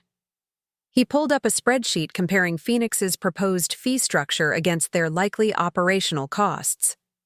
"Based on industry standards and what we know about their current staffing, Phoenix is pricing these services at least 20% below cost. They're essentially buying market share at a loss." "That's not sustainable," I noted. "Either they're planning to raise fees dramatically once clients are locked in, or they're desperate for cash flow and willing to operate at a loss to generate it," James finished. I did some digging into their financing. Dad leveraged everything to launch Phoenix, his personal assets, future earnings, even his retirement accounts. This revelation was unexpected. Victor had always been conservative with his personal finances, avoiding debt and maintaining substantial liquidity. "That doesn't sound like your father's usual approach," James nodded. "That's what caught my attention, so I spoke with grandmother yesterday." He hesitated, clearly uncomfortable. "She told me Dad tried to borrow against her trust fund to secure additional capital. When she refused, he became unpleasant. I could imagine the scene. Victor's mounting frustration as his carefully constructed plan faced unexpected obstacles, his mounting desperation as resources proved more limited than he had anticipated. "Your father has never handled disappointment." "Well, that's putting it mildly." James closed his laptop. "Mom, there's something else you should know. Cynthia called me last night from London. She's concerned about Phoenix's European expansion plans. Dad's promising potential clients capabilities that don't exist yet, and committing to deadlines that seem impossible to meet. This information confirmed my suspicions about Victor's strategy. He was overextending Phoenix in a desperate attempt to damage Meridian, regardless of the long-term viability of his new venture. His pride wouldn't allow him to accept defeat, even if victory meant creating a house of cards that would eventually collapse. Has Cynthia spoken to your father about her concerns?" James grimaced. "She tried. He accused her of disloyalty and threatened to replace her if she couldn't handle the pressure." She was pretty shaken by his reaction. The pattern was becoming clear. Victor's behavior was growing more erratic as pressure mounted, alienating even his most devoted supporters. The man who had once been a charismatic leader was increasingly revealing himself as a desperate bully, clinging to control through intimidation rather than inspiration. "Thank you for telling me this," I said. "Have you shared these concerns with Patricia?" "The financial analysis, yes. The personal details about Dad, no. That felt disloyal somehow." I placed my hand on his arm. "Your loyalty to your father does you credit, James. But your responsibility to Meridian requires professional objectivity. Patricia needs complete information to make strategic decisions." He nodded reluctantly. "You're right. I'll update my report to include everything." He hesitated before adding, "I always thought I knew who Dad was. The way he's behaving now, it's like watching a stranger wearing his face." "Your father is the same man he's always been," I said gently. "You're just seeing aspects of his character that were previously hidden from you." After James left, I remained in the meeting room, contemplating this new information. Victor was gambling everything on his vendetta against me, risking not only his financial security but also his relationships with our children. His single-minded pursuit of revenge was revealing character flaws that had always existed beneath his carefully cultivated image of success. My phone buzzed with a text from Lawrence. "Meeting with divorce mediator confirmed for Tuesday. Victor's team requesting financial concessions in exchange for expedited settlement." The timing wasn't coincidental. Victor's aggressive business tactics had created cash flow pressures that were now influencing his approach to our divorce negotiations. He needed a quick resolution, preferably one that would provide immediate liquid assets to support Phoenix's unsustainable growth strategy. I forwarded the message to Judith Chen with a simple question. "Thoughts?" Her response came within minutes. "Position of strength. His financial desperation creates leverage. Recommend holding firm on all terms." As I gathered my belongings to leave Meridian's offices, Patricia caught up with me near the elevator. "James shared his complete analysis with me," she said quietly. "Victor's strategy is even more reckless than we thought." "He's always been willing to take calculated risks," I replied. "The difference now is that his judgment is clouded by emotion." Patricia nodded. "Which creates both danger and opportunity for us. A wounded competitor is unpredictable but ultimately vulnerable." She handed me a folder. "Our latest client acquisition report. We've secured 3 mid-sized accounts that Phoenix was targeting, all former colleagues of mine who were unimpressed with Victor's approach. Excellent work, I said, scanning the document. This should help offset the Hendrickson loss. The elevator arrived, and Patricia stepped back. One more thing.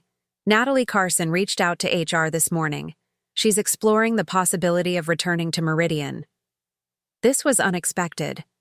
Natalie had been among the first to follow Victor to Phoenix, accepting a position as Chief Operating Officer with considerable fanfare in the business press. What prompted this sudden interest in reconciliation?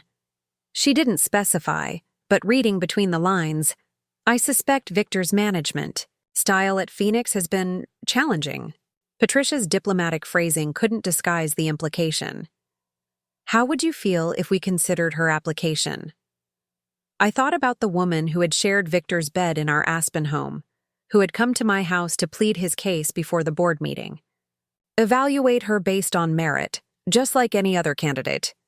Personal history shouldn't factor into business decisions. That was Victor's mistake, not one we should repeat. As I drove home, to the downtown apartment I had purchased after selling our Lakeview Heights house, I reflected on how dramatically circumstances had changed in just a few months. The divorce that Victor had initiated as a simple transition to his next chapter had evolved into a complex battle on multiple fronts, with shifting alliances and unexpected revelations reshaping the landscape continuously. My phone rang, Cynthia's name appearing on the display. I answered with measured expectations, prepared for another difficult conversation.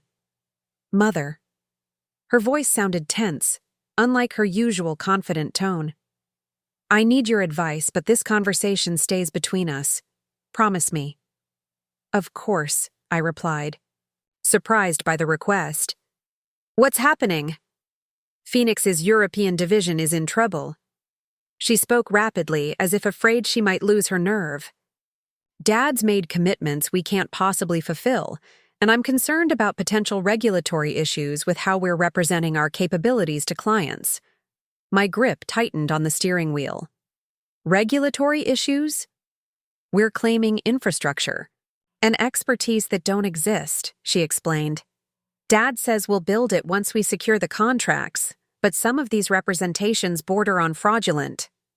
The implications were serious, potentially extending beyond business rivalry into legal jeopardy.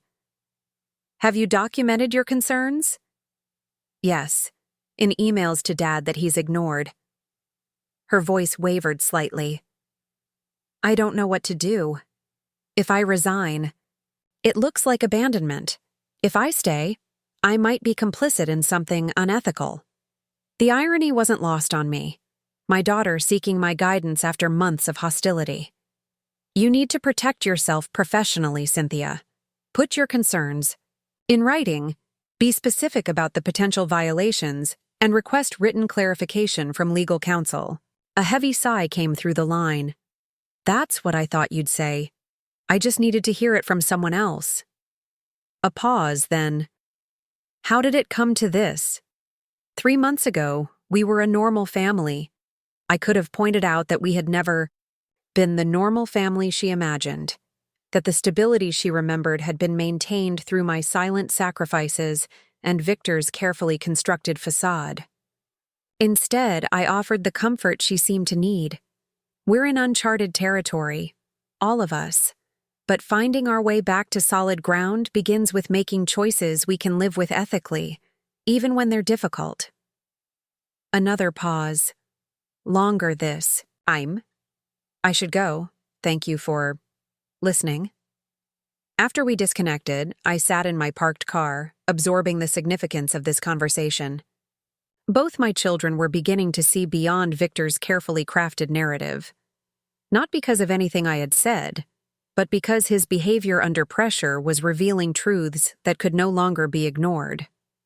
The victory I had felt in the boardroom that day was evolving into something more meaningful. Not the satisfaction of revenge, but the vindication of truth finally emerging from decades of calculated fiction. Whatever the outcome of our corporate and legal battles, Victor's most significant loss might ultimately be the unquestioning loyalty he had always taken for granted from our children. 1 year to the day after Victor had handed me divorce papers, along with my least favorite flowers, I stood at the window of my office on Meridian's executive floor, watching snow fall gently over the city. The weather matched the occasion of our divorce being finalized that morning, a quiet conclusion to what had begun as a tumultuous battle. In the end, there had been no dramatic courtroom confrontation, no bitter final exchange between Victor and me. Our attorneys had negotiated a settlement that acknowledged my ownership of Meridian shares as separate property while dividing our actual marital assets equally. Victor had signed the papers without comment, his once intimidating presence diminished by the events of the past year. My phone chimed with a text from Patricia. Quarterly numbers just finalized. Best results since the transition. Presentation at 2 p.m. Meridian had not only survived the upheaval, but thrived under Patricia's leadership. Her management style, collaborative rather than autocratic, meritocratic rather than nepotistic, had revealed untapped potential throughout the organization. Innovation flourished, efficiency improved, and the toxic culture that had developed during Victor's later years gradually gave way to something healthier. Phoenix advisors had followed a different trajectory. After an initially aggressive expansion fueled by Victor's determination to build a rival empire overnight, reality had intervened in the form of cash flow problems and client dissatisfaction. The unsustainably low fees that had helped Phoenix secure its initial client base proved inadequate to support the infrastructure Victor had promised. When fees inevitably increased, clients began returning to Meridian or seeking other alternatives. The situation had reached a crisis point 3 months earlier when the Hendrickson Global account, Victor's most significant victory in our corporate war, returned to Meridian following a disastrous implementation of Phoenix's new client management system. The defection had triggered a cascade of client departures that left Phoenix struggling to meet its financial obligations. Cynthia had been the first to recognize the impending collapse. After documenting her concerns about Phoenix's European operations, she had resigned her position and returned to London, accepting a role with a respected consulting firm unconnected to either Meridian or Phoenix. Her relationship with Victor had fractured beyond repair when he publicly blamed her for the failure of Phoenix's European expansion. Our own relationship had begun a tentative healing process, initiated by weekly video calls that gradually evolved from awkward exchanges to meaningful conversations. During her most recent visit to New York, we had shared a dinner that felt almost like old times, reminiscing about her childhood while cautiously navigating the more recent past. I spent so many years seeing Dad as this infallible figure, she had admitted over dessert. It never occurred to me that the story he told about our family, about you, might be self-serving fiction. We all craft narratives that cast us in the role we prefer, I had replied. Your father's version of events wasn't entirely fiction, just selectively edited to center his contributions while minimizing others. Cynthia had considered this. Is that why you never challenged his version while we were growing up? To avoid forcing us to choose sides? Partly, I'd acknowledged. But mostly because I believed that our family's unity was more important than who received credit for what. I was wrong about that. Sometimes the truth matters more than peace built on comfortable fictions. James had found his own path through the family wreckage, establishing himself within Meridian through genuine accomplishment rather than inherited position. His analytical skills had proven valuable during our competitive intelligence efforts against Phoenix, though he had steadfastly refused to use his personal knowledge of Victor against him, a boundary I had respected. His relationship with Victor remained strained but intact, characterized by monthly lunches that James described as civil but exhausting. Victor had apparently accepted that his son would not be returning to Phoenix, though he continued to drop occasional hints about creating a position for him once things stabilize. A knock at my office door interrupted my reminiscence. Lawrence. Bennett entered, carrying a file folder and wearing the satisfied expression of someone delivering good news. "The final transfer documents are complete," he announced. "As of 9 this morning, your divorce is officially finalized, and your ownership position in Meridian is fully secured." I accepted the folder, skimming the legal confirmation of what I had fought so hard to protect. "Thank you, Lawrence. Your guidance has been invaluable throughout this process." He settled into a chair opposite my desk. "Have you seen the business news this morning?" "I've been in meetings since 7. Why?" "Phoenix has filed for Chapter 11 bankruptcy protection," he reported. "The announcement hit the wires about an hour ago. Initial reports suggest they're seeking reorganization, but industry analysts are skeptical about long-term viability given their client losses and debt structure." I absorbed this information without the satisfaction I might once have anticipated. Victor's company, the rival he had created specifically to challenge Meridian, was failing publicly, spectacularly. Yet I felt no joy in his downfall, only a weary recognition of how predictable it had been. "Victor overextended from the beginning," Lawrence continued, studying my reaction. "The business plan was driven by emotion rather than sound strategy. Even if he'd secured additional financing, the fundamentals were unsustainable. He was trying to build in months what took us decades to create at Meridian," I noted. "The irony is that he's always preached the virtues of patient capital and strategic growth to others." "Pride makes hypocrites of us all eventually," Lawrence observed.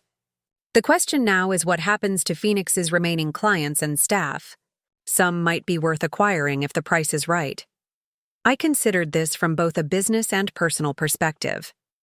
Have Patricia's team prepare an analysis of potential acquisition opportunities, but we'll need to proceed carefully. I don't want this perceived as a vindictive final strike against Victor. Lawrence nodded, then hesitated before speaking again. "There's one more thing you should know. Eleanor Mercer passed away last night." The news hit me with unexpected force. Eleanor, Victor's mother, my mother-in-law, the formidable woman who had recognized my strength long before I fully claimed it, had been in declining health for months, but her death still felt like the closing of an important chapter. "James called me this morning," Lawrence explained. "The funeral is scheduled for Saturday. He thought you might want to attend." "Of course I'll be there," I said softly. Despite everything, Eleanor was family for 40 years. After Lawrence departed, I found myself reflecting on Eleanor's impact on my life. She had been the first to advise me to maintain financial independence within my marriage, offering guidance based on her own experiences in an era when women had even fewer economic rights. Her unsentimental pragmatism had sometimes seemed harsh in my younger years, but had ultimately proven prescient. My phone rang, Victor's name appearing on the screen for the first time in months. I answered with cautious neutrality. "Elaine." His voice sounded older, wearier than I remembered. "I assume you've heard about Mother." "Yes, just now." "I'm so sorry, Victor. I know how close you were to her." A heavy silence stretched between us before he spoke again. "The funeral is Saturday at St. Michael's. James thought you might want to attend." "I would, if that's all right with you." Another pause. "It's what Mother would have wanted. She always held you in high regard, even at the end."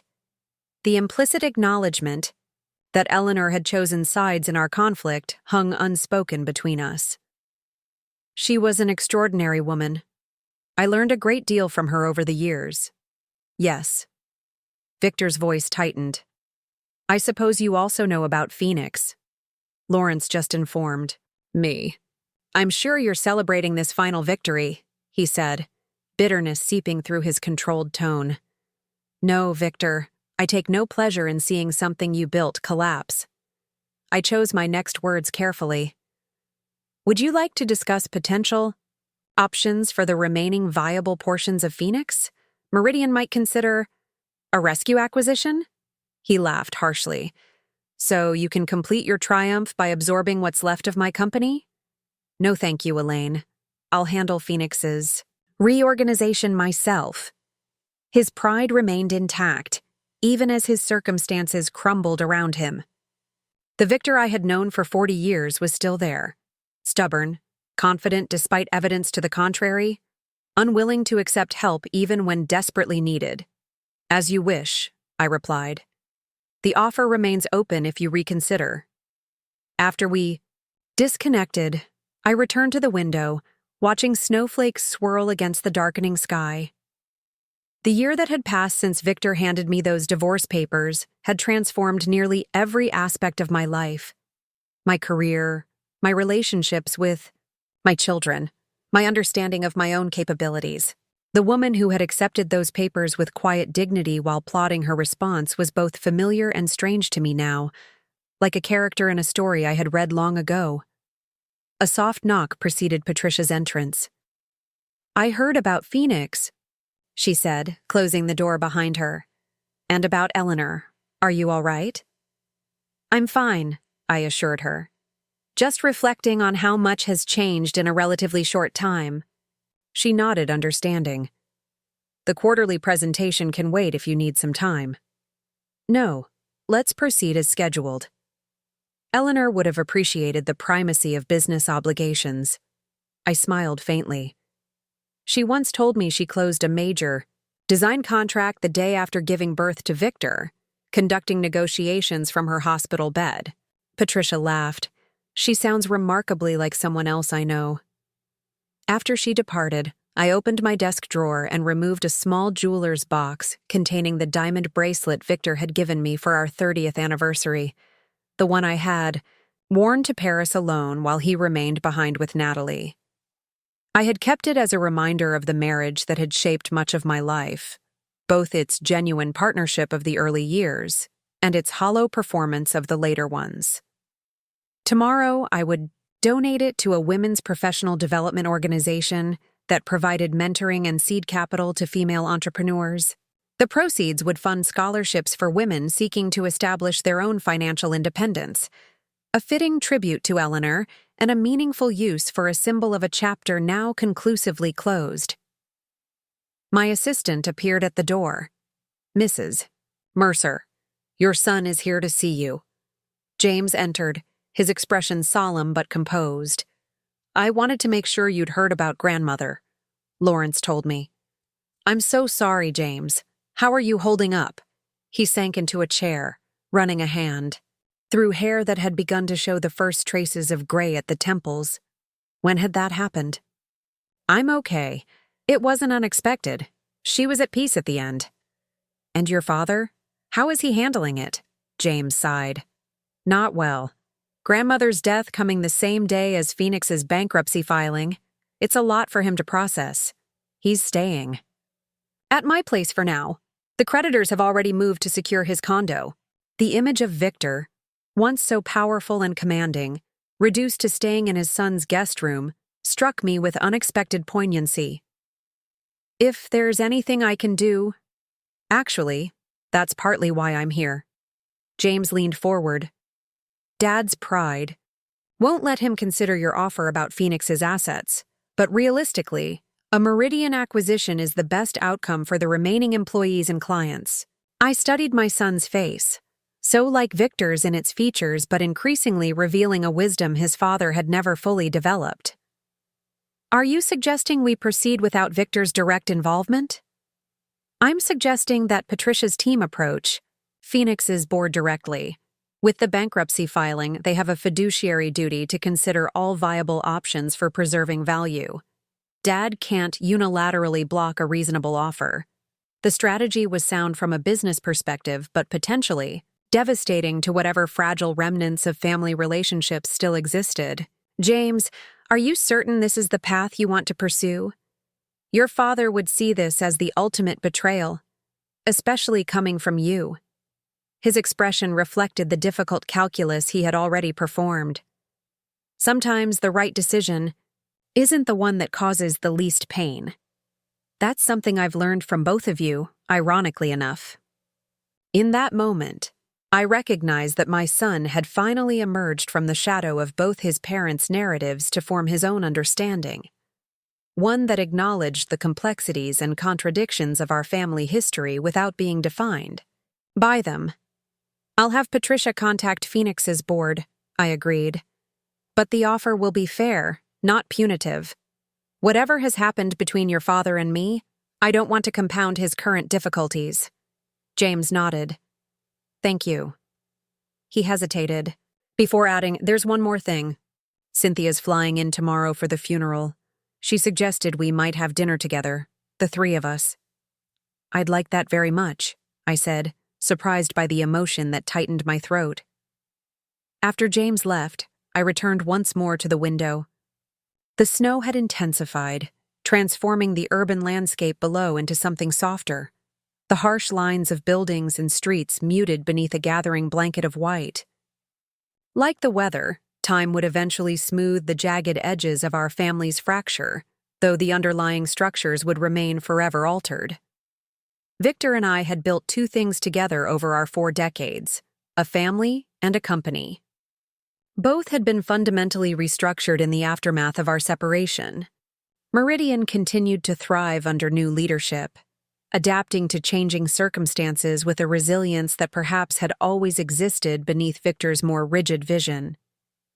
Our family, too, was finding its way toward a new configuration, one built on more honest foundations than before. The intercom buzzed with my assistant's voice. "Mrs. Mercer, the executive team is gathering for the quarterly presentation." "Thank you, Helen. I'll be right there." I gathered my notes and prepared to join my colleagues, leaving the window and its contemplative view behind. The past year had taught me that power wasn't found in revenge or vindication, but in the quiet strength of finally claiming my own narrative. Victor had handed me divorce papers thinking they represented the end of my story. Instead, they had merely opened a new chapter, one that I was now writing for myself. Up next, you've got 2 more standout stories right on your screen. If this one hit the mark, you won't want to pass these up. Just click and check them out.